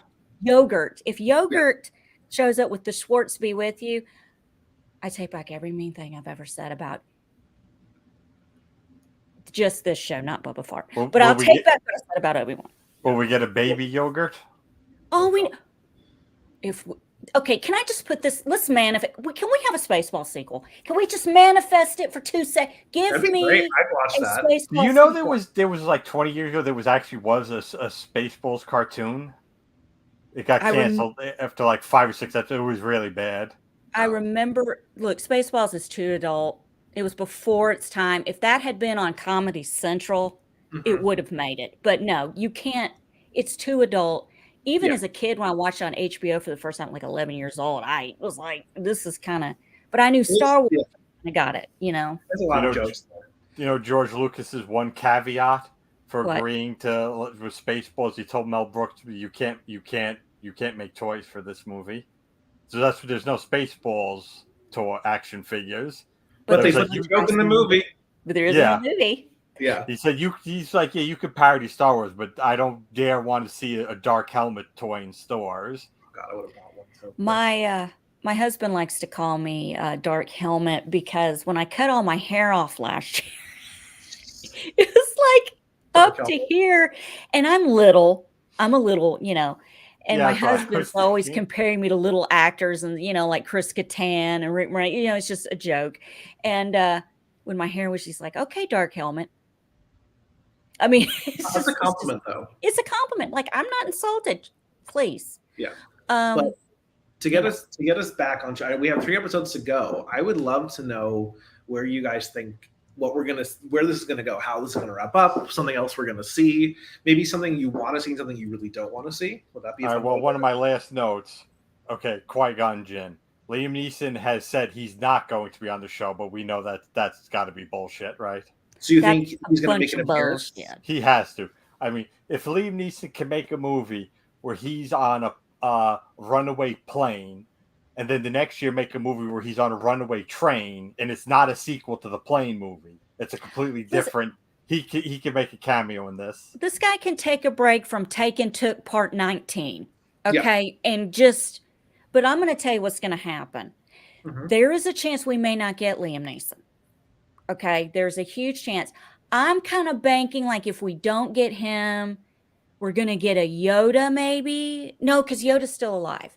My bad. Yeah, Yoda's on he keeps calling out to Qui-Gon. Yes. So it has to be him who shows up. And Liam Neeson saying he's not going to be on the... Because I think, maybe I'm wrong, that Liam Neeson, he is going to come back and voice Qui-Gon in some animated thing. I mean, I remember in the lore them saying that Qui-Gon never figured out how to appear physically. He could like speak, but like he couldn't turn blue like Obi-Wan and Yoda did. Okay, so, then Liam Neeson could easily just do a voiceover. For sure. He has. I think that we'd probably see. Like I said, I heard he's going to voice Qui-Gon some animated thing, and then that his real life son will voice like young Qui-Gon or something. That's so cool. If he's coming back for that, he'll come back for this. I'm gonna ruin this for you. This is what's gonna happen because I got to be the negative. I'm the Debbie. Okay? Don't do it. I'm gonna do it. We're going there. Here it is. Yoda's gonna show up. In the cave. No, listen, he's going to show up in the cave after the adventure is over, and Ben comes back to his cave, and he's continuing trolling little Luke Skywalker, who's running around doing weird shit, running off from Aunt Fru and Uncle Owen for 2 seconds while they're working just to sit up on a thing and do this, which was very bizarre to me. I know he's a dreamer and he likes to take up, but that was very weird. But anyway, and he goes back to trolling little Luke Skywalker, and all of a sudden he's going to show up on a visible jet I have. I borrowed from Wonder Woman. I've shown up here. I did. And he's going to talk to him and give him some wisdom. And he's like, he's going to morph into old Ben. I feel like we're going to cross over into old Ben. We're going to see him with like the white hair and everything.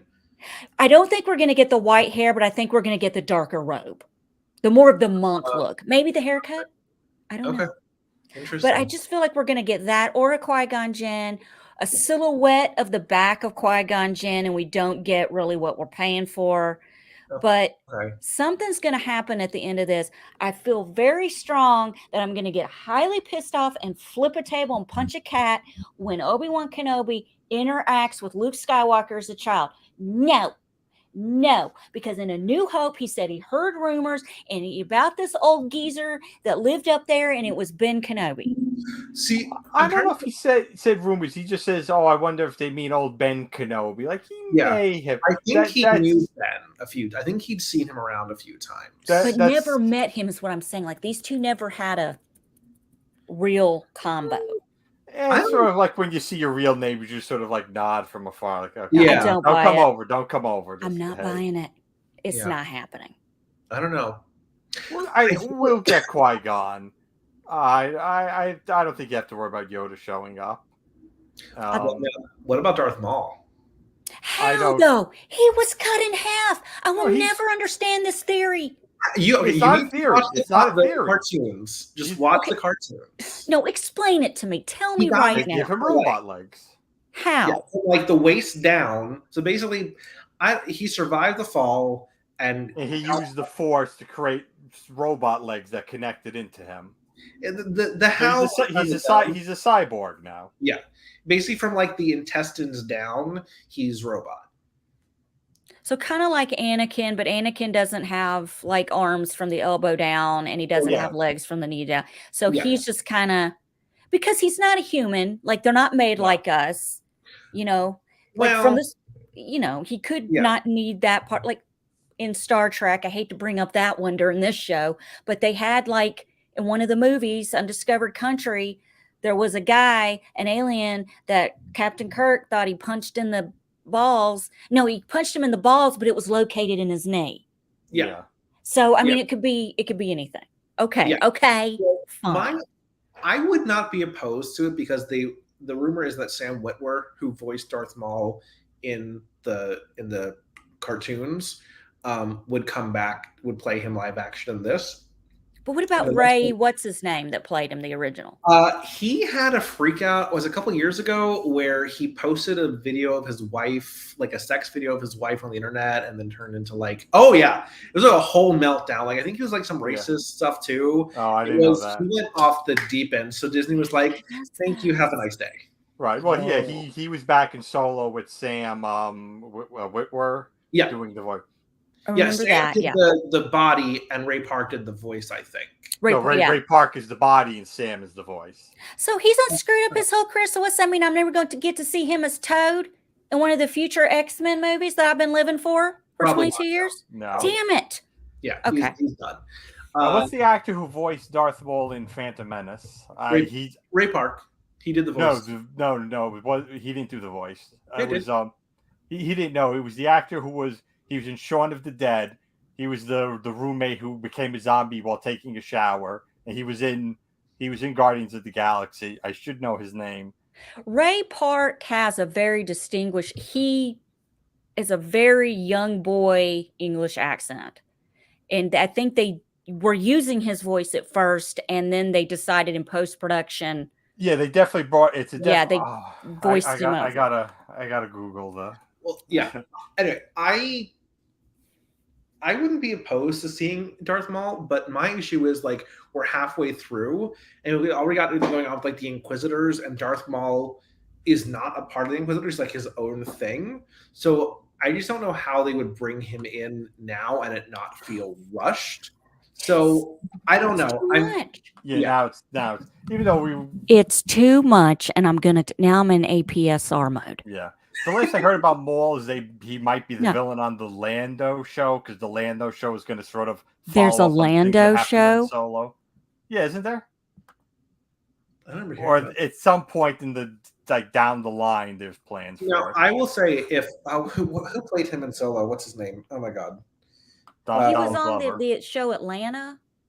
Donald Glover. Yes. Donald Glover. If he comes back as Lando, I will watch that. I thought he did. I'll watch it. Okay, Peter Serafinowicz. He was the voice of Darth Maul in Phantom Menace. And he had a famous story that the only direction he got from George Lucas was be evil, sound more evil. Yeah, and then he wasn't Lucas's directing.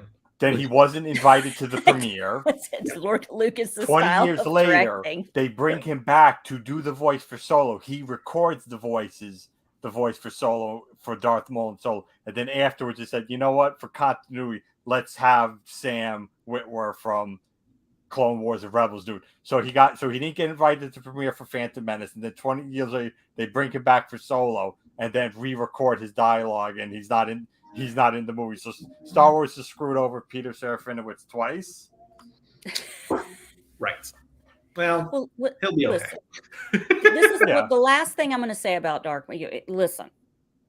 Okay, about them, like, how much more trauma are we going to put on Obi-Wan Kenobi with bringing back Darth Maul? We've already got, he finds out Anakin's alive. He's Darth Vader. He's a broken man. He's freaking depressed. He's trying to figure things out. And now you're going to bring back the man, the myth, the legend that killed Qui-Gon Jinn. He can't even get Qui-Gon Jinn to answer any of his DMs. And now you're gonna sit here and bring this guy back? And Allison, since you don't watch the anime stuff, you don't know that Maul also killed the woman Obi-Wan loved. Again, how much more shit are we gonna pile on Ben Kenobi? I don't get it. This poor man. Well, again, in the animated show, this is older Obi-Wan, so this is years from now, kills Darth Maul. I think it's like 5 years after. So like 5 years from the timeline of this show, Darth Maul comes back to Tatooine, Obi-Wan kills him. That's why so many Star Wars fans were adamant that Darth Maul not appear in this show, because they feel that's retconning Rebels. Yeah. But there's so many other retcons on here. I mean, what does it matter at this point? I feel the Clone Wars and Rebels operate a bit in their own universe. I feel like there's sort of like an offshoot of this, because like we have the Grand Inquisitor and the Inquisitors, we have Ahsoka now, like we have what's his face, the helmet who came into Boba Fett. So like there's definitely a lot of crossover and like characters. Cad Bane. Cad Bane, thank you. Maul killed Obi's master and his boo. That's true. He did. Man. Yeah, she was pretty too. Also a Mandalorian, but not like the jetpack wearing kind. But like, how is he able to have a relationship? Well, I guess because he's not doing the Jedi thing. Yeah. He can do that. Oh no, that was during the Clone Wars and stuff. Right, they didn't have all this. He loved her, but he kept to his celibate vows and didn't pursue it. Yeah. Just watch the moral of the story, Allison, watch the cartoons. That's your assignment. Okay, so what I'm going to do tonight after the show is over. Yeah. I'm going to go on my little Disney Plus and I'm going to look up Clone Wars. The first season kind of sucks, and it gets better. It does get better. It does get better. Which is the best season? Is it 2? How many seasons? 7. Yeah. Holy shit. They stopped doing the show. They stopped doing the show when Disney took over. They stopped doing Clone Wars, but then after a few years, fans sort of demanded they finish Clone Wars. Oh, that just triggered something else I'm pissed off about. Listen. Okay. The Clone Wars has to be canon because it makes Anakin Skywalker a decent person. Not because the Anakin we get in the movies and Clones and Revenge of the Sith was kind of just an entitled scumbag. So I don't agree with that character. Oh, he's terrible. This is not all on. It's all on Obi-Wan that he became this monster. No, I'm going to fight you on this one. Anakin in the movies was not a scumbag. I think we had the situation again where we had an ill-equipped actor and a bad director trying to tell a very nuanced story, and the only direction they ever got was faster and less emotion. That's all George Lucas ever told them was faster and less emotion. So like, Hayden, can you keep your voice from cracking so much? Thank you. Yeah, exactly. Yeah. Roll. I think that they tried to show him going from this like very altruistic kid and falling down this dark. And to your point earlier, Tyler, shut up, Tyler. Tyler, why don't you come in here, you little shit, with your little drama self? As Mr. Plinkett said, why would anyone ever think back on Anakin Skywalker with any reverence? And this has come from someone who never saw any Clone Wars, just going on movie Anakin. That's all I have to go on. I don't think there was a Clone War. I don't think there was a Clone Wars when they did the Mr. Plinkett review. He was a lovesick little puppy that got manipulated by Palpatine and got abandoned. And I'm sorry, that kid was raised a slave where if you tried to see it, they would blow you up. Mm-hmm. And then he left his mother, the only source who died in his arms later, by the way, and went to a Jedi where the actual slave had to call them master. And you are kind of a little slave being a little Jedi. Be a little Jedi slave. Oh, Tyler's got a spin class. Tyler, is your fitness more important than Star Wars? No, it is not. You know what? Let me tell you something about your spin class. I've had it. Enough with the spin class. You know, I have to start some shows 30 minutes later than I want to because of the spin class. Allison, if you ever need a replacement, I will happily volunteer. I'm thinking about it. We're getting close. It's coming. Schedule all the Big Brother Canada 11 episodes on days where Tyler has the spin class. See, there it is. He's not even here, and Big Brother Canada comes up. I can't win. This is a betting show. I wish I had bet on it coming up and not by me. Allison, Big Brother Canada is the worst of any of the Big Brothers in the history of the franchise. I just want to say it's a little boring. It's a little boring. It's just it doesn't do it for me. I don't know. I can't. The A, and I'm Canadian. It's too nice. So what? Your money's tax free. Is Tyler still in the chat, or is he left? He's probably falling off his spin bike. One can only hope. Yeah. But listen, here's something I thought about that triggered me. The emotion. Okay. In A New Hope, now that I've seen this relationship with Leia and Ben, when we get to A New Hope, dude, okay. First of all, you send this hologram message through R2D2 to Obi-Wan Kenobi. Your father went. Okay, I'm done. It just seemed very odd to me that you're sending a hologram message to Obi-Wan Kenobi to have him help and do all this stuff. Is so coincidental. And then you have Obi-Wan Kenobi dying in the, I don't know why I did a kung fu move, but you have him dying in the end of A New Hope by the hands of Darth Vader. It's emotionless. Like, she doesn't even care. Oh, Obi-Wan's here? Okay, she gets excited about that for 2 seconds, but she doesn't have any kind of, okay, this is the problem I have with the hologram. She is talking to Obi-Wan Kenobi as if she's never met this man a day in her life. You fought alongside my father in the Clone Wars. Duh, bitch, you know this. He knows this. Why are you bringing it up? Like, this is where I have a problem. Because you can't, and this is where I'm going to have it. Like I said, I'm going to flip a table and punch a baby. If Luke Skywalker and Obi-Wan Kenobi have a tender moment, and y'all are really going to see the ugly side of me. And trust me, you haven't seen it yet. If Luke and Leia interact with each other. Oh, no, they can't. That won't happen. I'm telling you, man, they are pulling shit out of their asses. They cannot do that. Obi-Wan and Luke having any brief interaction, I don't feel is that egregious compared to, you just have to accept now that Obi-Wan and Leia went on this adventure together. Okay. Matsui made a really good point. I just read that. Alice and her planet just got blown up. She's probably got bigger issues than Ben dying. And can I say another thing? She got over that pretty. She got over that pretty quick too. Well, I'm going to blame that on bad writing, because Luke was more upset about Obi-Wan dying or Ben dying than Leia was on Alderaan blowing up. And I feel like we can chalk it up to like sexism in the 70s, but like I think that's, the only thing she lost when Alderaan blew up was her temporarily fake English accent that dissipated along with Alderaan after it blew up. I mean, she had seriously, did she not have a freaking little on and off English accent up until that planet blew up? It was like the Imperial accent, basically. Yeah. Well, let me tell you something. Carrie Fisher joked about that for years, that she had an accent in like the first act of the movie, but then she couldn't keep it up. I smelled your foul stench down the hallway. Yeah. And then have you ever heard her talk about how the sexism? George Lucas didn't want her to wear a bra. She didn't wear a bra. No, they don't have bras in space. Yeah. I got news for you. All that technology, you're telling me they don't do ultrasounds on babies and they don't wear freaking bras?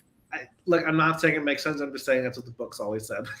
I would not survive in a galaxy far, far away. I mean, I would not. Yeah, who would? Most don't. And that's what my husband bitches about. He's like, all this technology, did they go backwards or something? Because look how cool it is in the prequels. Look how cool it is in these other shows. And you get to the 4 or 5 and 6 or whatever numbers y'all call it, because he's not into it like we are. And look at the technology's terrible. It's so bad. I think that like we're also looking at like Coruscant, which is like the heart of the Republic, versus Tatooine, which is like in the middle of bumblefuck nowhere. So the rebels were always moving around from place to place. Yeah. I also think it's because the Empire's been in charge. So it's kind of like when someone is in office and everything is in fine before they became president, and then all of a sudden they become president and we don't have gas or formula. I'm not, I'm saying I'm not blaming Biden. I'm just comparing. I love it. That's what it looks like. So that's what happens to the Empire. Somebody gets put in charge and something happens. And this is the ramifications of it. No, I'm not. That's the example that I have. I'm sorry. That's all I have. Fine. I tolerate him too. It's just my example. I'm sorry. Yeah. It's fine. I tolerate that man. Yeah, well, that's why I think people are gravitating towards the Mandalorian. That, well, technically it takes place before the new trilogy, but no one kind of cares about that. It's post Return of the Jedi, so we don't have to worry about characters meeting each other for the first time before they've met each other for the first time. We don't need to show the origin story of the dice Han Solo has on the dashboard of the Millennium Falcon. Are we going to get a sideshow about that? The dice, a new spinoff? Star Wars.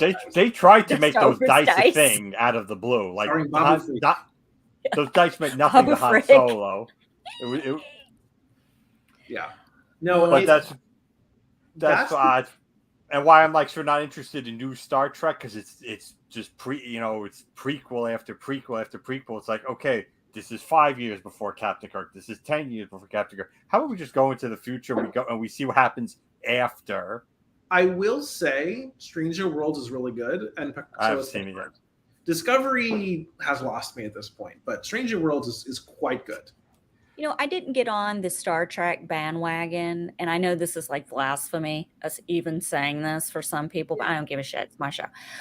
Star Trek, I didn't really get into Star Trek. When I was a little girl, like my parents would watch the reruns and stuff, and so I knew about it, but I didn't get into it until 2 years ago. Mm-hmm. I have always loved the movies. As a little girl, I loved the Star Wars movies. I freaking love me some Spock, and DeForest Kelley. That man is a comic genius. McCoy, Dr. McCoy, I live for it. I love him so. He's so good. I met Nicole Nichols at Comic-Con. Oh, did you? Sorry. Yes, I met her a few years ago. I mean, that show, like, I love the show. Like, I started watching. I was like, man, I love these movies. They're playing them all the time. Let me see what this series is about. And I started watching them on Paramount Plus. Mm-hmm. And my husband was like, what is with you all of a sudden? You get I thought this was like against the law, or like Star Wars snipers going to come out of the ceiling, or there's going to be helicopters over the house because you're watching Star Trek. I go, look, I'm okay, because this was I can watch Captain Kirk 1965 to 1968. I'm okay with that because that's pre-Star Wars time. But what about the movies? You just stop talking about things you don't know anything about. This is coming from a man who doesn't recognize actors by names. He recognizes them by oh, that's Die Hard. Oh, God. Stuber. Captain America, right? I mean, that's how you recognize. Well, like if an actor who's not like a big star, you could just go, oh yeah, I remember them from that one movie. Yeah. But when someone's like an A-lister, you'd think people would know their names. Yeah, no, he's so funny. Yes, Batman, Batman, but he knows Jack Nicholson because he's obsessed with the Joker. Yeah, but I will say I was definitely a Star Wars fan first. I've seen pretty much all of Star Trek, like all the. I was a Star Trek fan first. Okay, so I enjoy them. I don't love that last comment. Discover sucks. The emphasis on her. I think Michael Burnham's a really cool character. I think the show suffers from being too full of itself and trying to be too much of a story arc. What does that mean? Discover hurry. So Michael Burnham is the main character, and she was like an officer. It's a really convoluted story. They start in the past and then go way into the future, and the show made a lot of missteps. Really cool crew, really fun. There's a lot of things to like about it, but it definitely it's tried to do too many things and I think it's lost me at this point after 4 seasons. But okay. Well, you know, the To me, Star Trek movie Star had Trek, a it's the Trinity, the triumvirate of Kirk, Spock, and McCoy. So when people ask me, "Are you a Star Trek fan?" I say, "Yeah, basically more the original series." And when I say original series, I mean Kirk, Spock, and McCoy. When those 3 characters are on screen, it's magic. oh, That is Star Trek to me. I even liked him in the updated movies. I really liked, what was that guy? The guy from the show The Boys. Carl Um, Urban. Carl Carl Urban. Urban. I liked him as McCoy. I thought he Yeah. did a really good job. I just really have always loved that character.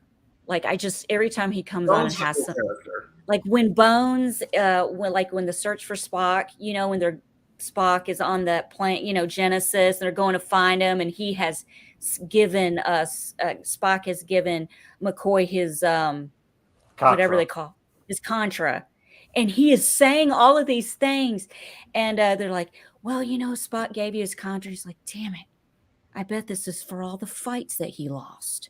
You know, he just says, he goes, this is revenge for all the fights that he lost with me. And it's just so funny how he does that. But I know Star Trek 5 gets a lot of hate, but I love when they're camping at the beginning of the movie, and McCoy says to them, you know, basically at our age, shouldn't we be spending our time off with our families? Shouldn't we have families? And Kirk goes, not us. We just have each other. They're great movies. And just as a side note for any, you know, you are allowed to like both. Yeah. Okay? It's totally fine. They're also very different. They're very different. They're not even well, like J.J. Abrams tried to make Star Trek Star Wars.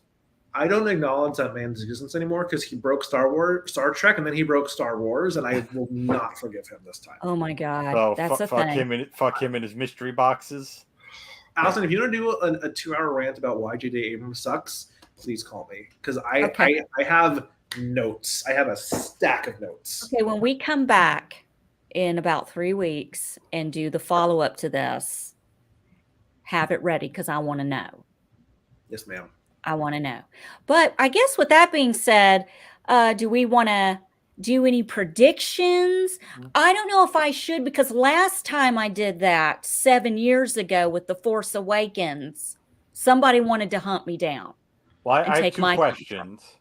One, will we see more of Hayden Christensen not wearing the helmet? I think we might at least. Because they brought him. I think so, yes. I mean, they brought him back. Why bring him back if he's just going to be in the suit when you could just get a stuntman like you did in Rogue One? So I think he did the voice acting. I was reading that they use a specific technology to do Luke's voice. Yes, that was AI. That was going to be my next question. Could you tell that was a computer doing James Earl Jones, not James Earl Jones? So I have a theory. I think because they said they pulled the sound of how he sounded from A New Hope specifically to make it sound the same.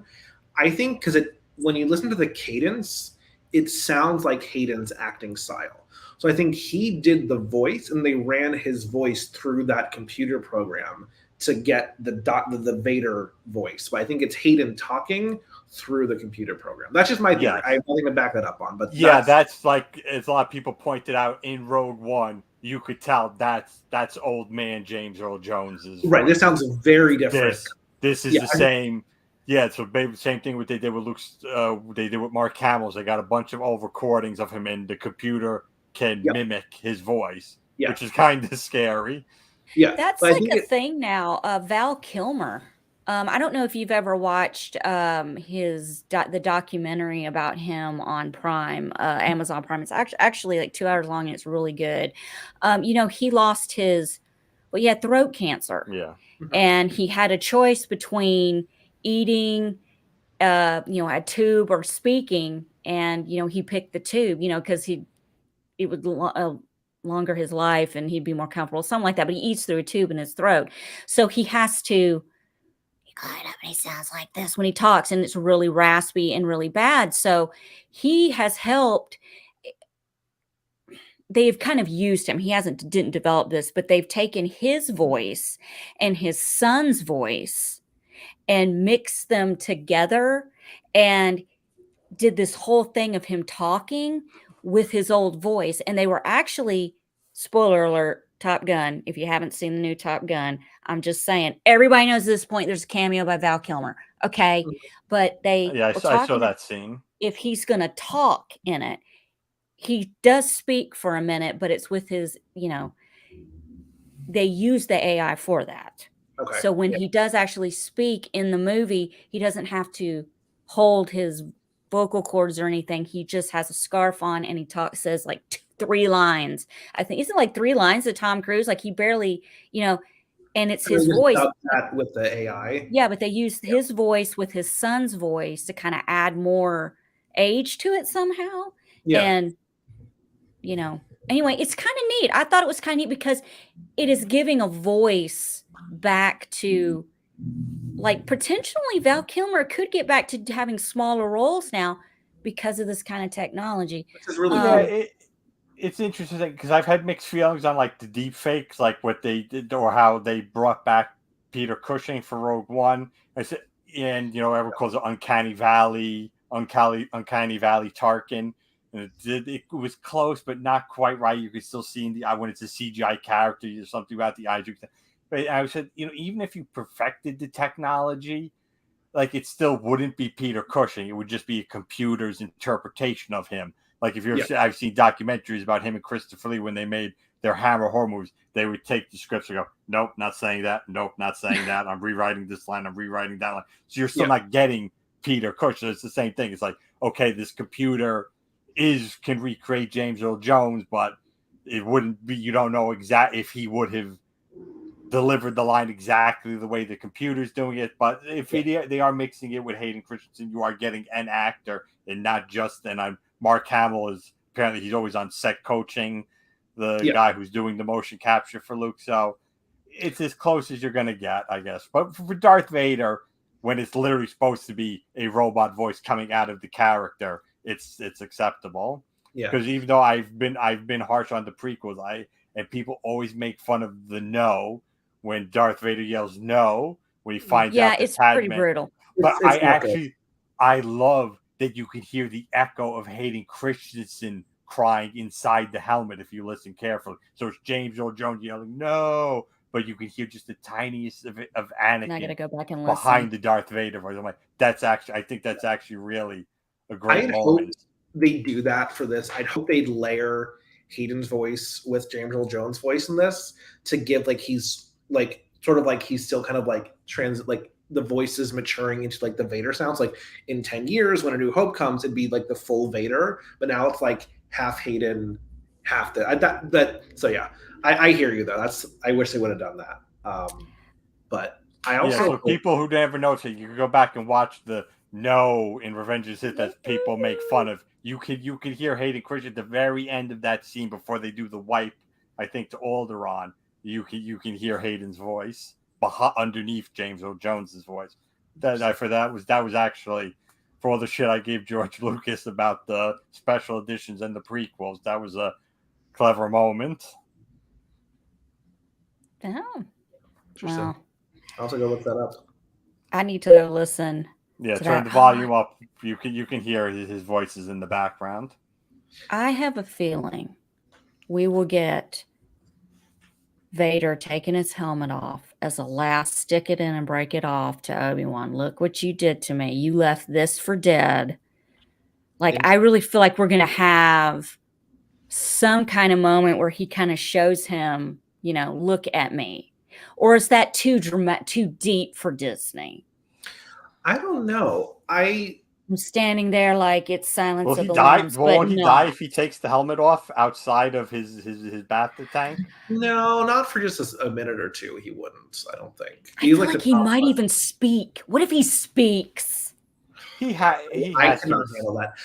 I don't know if we're gonna get. I don't know if I want another fight between them because I feel like I don't know. I'm on both sides of this fence. On the one hand, I want to see another, Hayden Ewan duel because of course I do. But at the same time, I kind of want that little sloppy thing where Obi-Wan just gets his ass handed to him to be the only one until we get to the Death Star. I don't know. I'd love to see Obi-Wan fight the third sister. I think that would be a good duel. The only thing I could think of would be that maybe if they bring Darth Maul in, maybe he fights the third sister because maybe he also is going after Kenobi.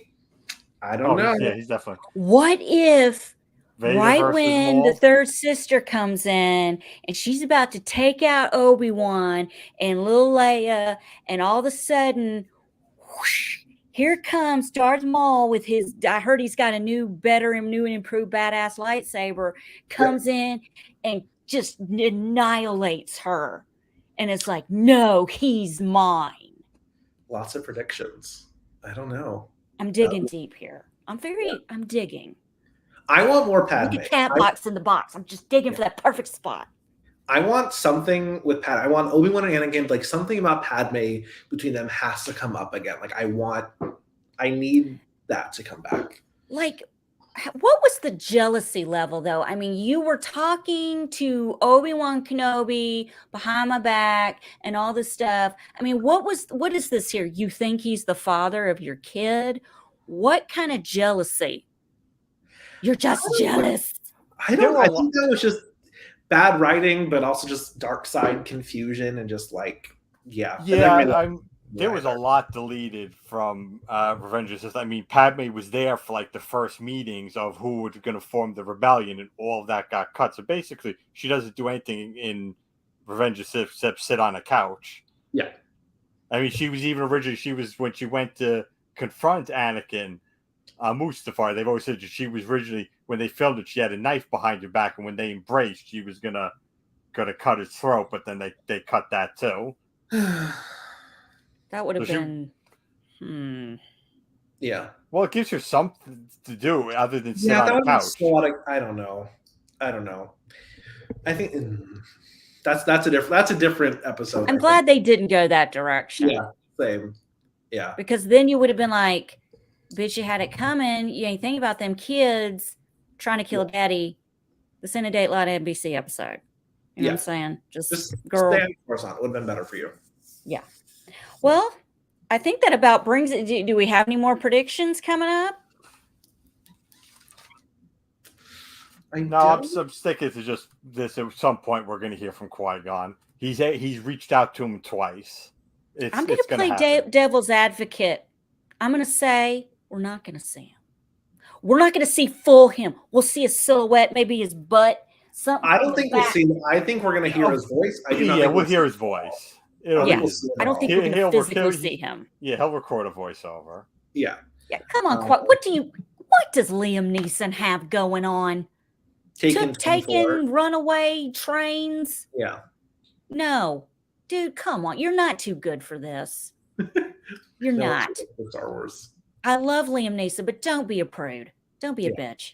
Yeah. Come on. I know I quote Red Letter Media a lot, but one of the funniest quotes ever was when they reviewed the Star Wars holiday special, and they go, "This is the moment when Harrison Ford realized he was too good for Star Wars." And I don't blame him. Have you ever seen that? Yeah. No. Kyle. I know. You need to look it up on YouTube. Okay. I've been avoiding it for many reasons. As disinterested as he looks in Return of the Jedi, times that by 10. Everyone else looks happy just to be getting the paycheck, but you could say in his mind he's going, I'm better than this. Harrison Ford has this look on his face like, I need to get another job. I need another trilogy. Oh, Indiana Jones. Perfect. Spielberg. He's a better director. Like him. Spielberg. He's offering me. Tom Selleck dropped out. Okay, I'm your man. When Harrison Ford talks about George Lucas, it's so funny because between American Graffiti and Star Wars and Indiana Jones, he owes so much to George Lucas, but you could tell that George Lucas grates on him. And he's like, George, he's a nice guy, but I don't think he understands how to talk to actors. And Harrison Ford had the famous line about Star Wars dialogue is, yeah, you can write this shit, but you can't say it. Yeah. Yeah, because some of the things. Yeah. George Lucas is an idiot savant. He makes really great decisions out of his butt, and God knows how he keeps doing it. Yeah, listen, it's okay. You can be a great writer and a terrible director. You can be a great director, a terrible writer. Sometimes you don't have to do both, George. Sometimes you can't do either, George. George, I have no business doing this, but I do it anyway. George Lucas, he just needed someone to do a second pass of his screenplays for him, which he kind of did in uncredited in Revenge of the Sith. He had a few people look things over. Well, he only wrote I think only directed episode 4. He had other writers and directors for 5 and 6, and his wife, who he screwed out of a lot of Star Wars inheritance, helped him tremendously with the story and the script. And also Carrie Fisher, script doctor on all 3 original movies. Hello. Yep. Sorry, a lot of opinions. I need a documentary whenever on that. anyone says Disney stole Star Wars from George Lucas, I'm like, you know, George Lucas didn't know how to make a movie, so his ex-wife had to like hold his hand throughout the whole process and tell him what to do. Yep. Behind every great man is a woman rolling her eyes. And on that note, I'm going to end this. Yeah. Dumpster fire. No, this was a good show. That's a compliment. Show. A lot of fun. We're going to be back in a few weeks, and we're going to break down the final 3 episodes and see if one of my theories, and these are just theories, people, don't threaten my life and my cats. I'm just saying, this could happen. Of Allison, please. If Yoda shows up on Tatooine, I'll be too dumbfounded to threaten anyone. If Yoda shows up on Tatooine, I will hurl myself out of the 2nd floor window and see where I am. If Yoda shows up on Tatooine, we all need to go to the casinos. Because Fair. I don't know how I do it. Yeah. I just do. I pick winners on Survivor all the time. It drives Tyler nuts. Tyler picks a winner one time, which I'm sure he got from his little edging shit. And it's, I've got to talk about it every 5 seconds. Do I talk about how I pick winners all the time? Wait, did you pick season 42's winner? No, he did. Oh, that's so I kind of phoned it in on my picks because I'm so used to winning. I wanted to give someone. I hate it when he's more than anything. I hate it when Tyler's right. I know, because you never hear the freaking end of it. It's exhausting. He's just exhausting. Period. Done. As my daughter-in-law says, it's period. With a T like this. Period. We're teaching my little grandson, period. Perfect. I said no, period. And then gives you the look, and then I gotta. So, my grandson's middle name is Lucas. Doesn't have anything to do with George Lucas. Yes, it does. In my head now, it does. Well, it kind of does. My son loves Star Wars, and George Lucas, he liked Lucas, and then one of his best friends that unfortunately passed away, his name was Lucas, and he just gelled them together. But hey, guess what? When we're watching the next 3 episodes, Disney Plus, me and the little man who's obsessed with Baby Yoda. Well, we are judging. Yeah. We are judging. He kind of looks like Baby Yoda. He does. And look what he's wearing. Look at it. Yeah, look what he's wearing. Yeah. Baby Yoda. Yeah. Judging. This kid is judging. I mean, we're at the halfway point. Right now, I think Obi-Wan's on track to be with the Rogue One and the Mandalorian with the better of the new Star Wars. That's at that end. And then the sequel trilogy and Book of Boba Fett on the other end. What? There was a sequel trilogy? I can't recall. I have no recollection of that. I saw nothing. Is this denial talking? No, just never existed. Nope. All right, guys. I guess we're going to wrap it up. I did see one comment real quick. Is this true? Can't see Qui-Gon Jinn. He didn't complete his training before he died. See, that's what I'm thinking, guys. That's what Kyle brought that up before. Yeah. That'll just the voice. Because we heard his voice in Rise of Skywalker, which is a movie that doesn't exist. Didn't we hear it in episode 3 too? I think that was he didn't record new dialogue. They just right there. Yes, I know it's in Isn't it in Rise of it's in Attack of the Clones when Anakin's killing the Tusken Raiders. You hear Qui-Gon yelling, Anakin. That's right. They just took dialogue from Phantom Menace and repurposed it. See, the bitchery started way back then. It's Qui-Gon's fault, not Obi-Wan's. Guys, thank you so much for watching. And I believe, Kyle, where can people find you if you want to be found? I am at Dax the Smith on Twitter, which is a Star Trek reference. For those of you who are cool enough to play, no Deep Space Nine. Yeah. How ironic, and I didn't know.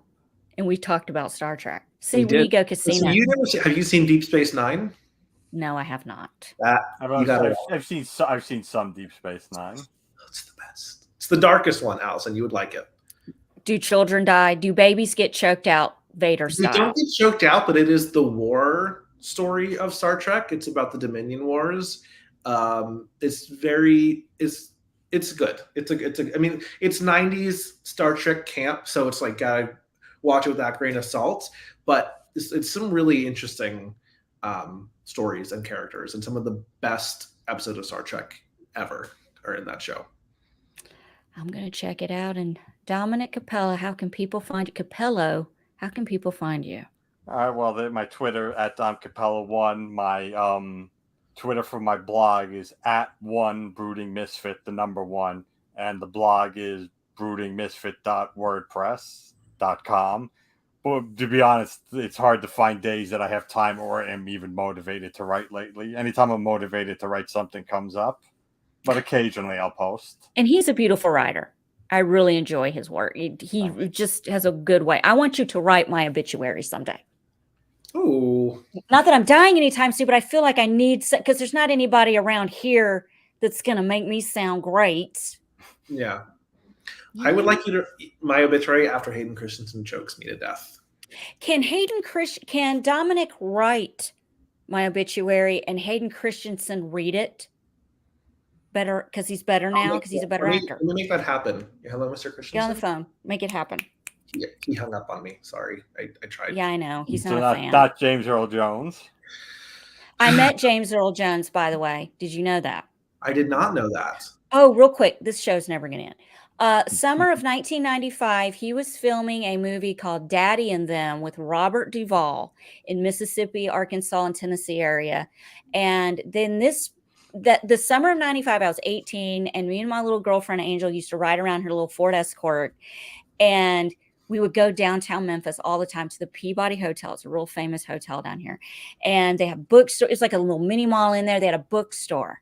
And they were filming around Tennessee at the time. And I'm in this bookstore, and this guy comes up next to me, and I just happen to look up, and I do this. I was like, and I looked at her, I was like, oh my God, that's Darth Vader. Like, that's James Earl Jones. She's like, who? I go, Darth Vader. And so I did talk to him. I got his autograph. I fucking don't know where it is, but it was on this Memphis tour book. And I just introduced myself, and I said, I love your voice in the Star Wars movies. I think Coming to America, I mean, I just love you. And he was like, thank you so much. And he said, when I said, I loved your voice, remember, this is 1995. When I said, I love your voice, he said, well, I wouldn't be surprised to get to hear it again. I mean, I had the T before it was even fucking T. And he signed the book. He did my name, spelled my name right with 2 L's and an I. I was impressed with this guy. So nice. He's super, like, I'm 4'11", so he's like, he was really big to me. He was still a big guy, even, to a regular sized person, but super nice, super sweet. I was on cloud 9. I mean, it was, for someone like me, it was like an amazing, amazing experience. I had no money. He signed this tour book in the Peabody Hotel that I did not have money to pay for. And he'd already left, and I was like, I don't have the money to pay for this. And the guy behind the counter was so cool. He said, what book? Go ahead. He said, what book? Cool. And it was so sweet. It was a nice moment. And I wish to God I knew where that book was. But, life happens, and you just, but that was my story. James Earl Jones. Cool. To be in the presence of that is like, that's a legend. That's a legend. Okay. Yeah. But anyway, that's my Star Wars story. We're really ending this now.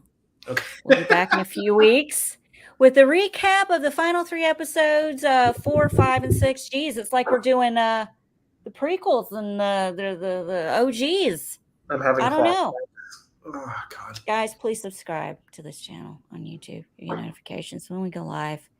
And furthermore, we're on the podcast, or we're on the Apple, whatever. It's in the body. I don't know. Tyler always does this. Yeah, it's that. Yeah. And become a patron. We're doing special shows this summer. Follow, like, and subscribe. That really helps the show out. It really does. And yeah, I need to update the MySpace. That's probably how long it's been since I've been on the My Weekly Meltdown Facebook and Instagram page. I need to update it. And also a special thank you to Kyle. He created the graphics for this show. Thank you. And Dominic, thank you so much for joining us. I really hope you enjoyed. This was all for you. Thanks. You're very welcome. So, guys, we're going to wrap this up. We'll be back in a couple of weeks. This coming Thursday, though, if you are a Real World Homecoming fan, New Orleans, it's going down, the finale, and we're here for that dumpster fire 100%. Can't wait. Thursday, 8, 7 Central. Tune in for that. We'll be live with, Tyler. Whatever. Ew. Good night. May the force be with you. May the force be with you. Always.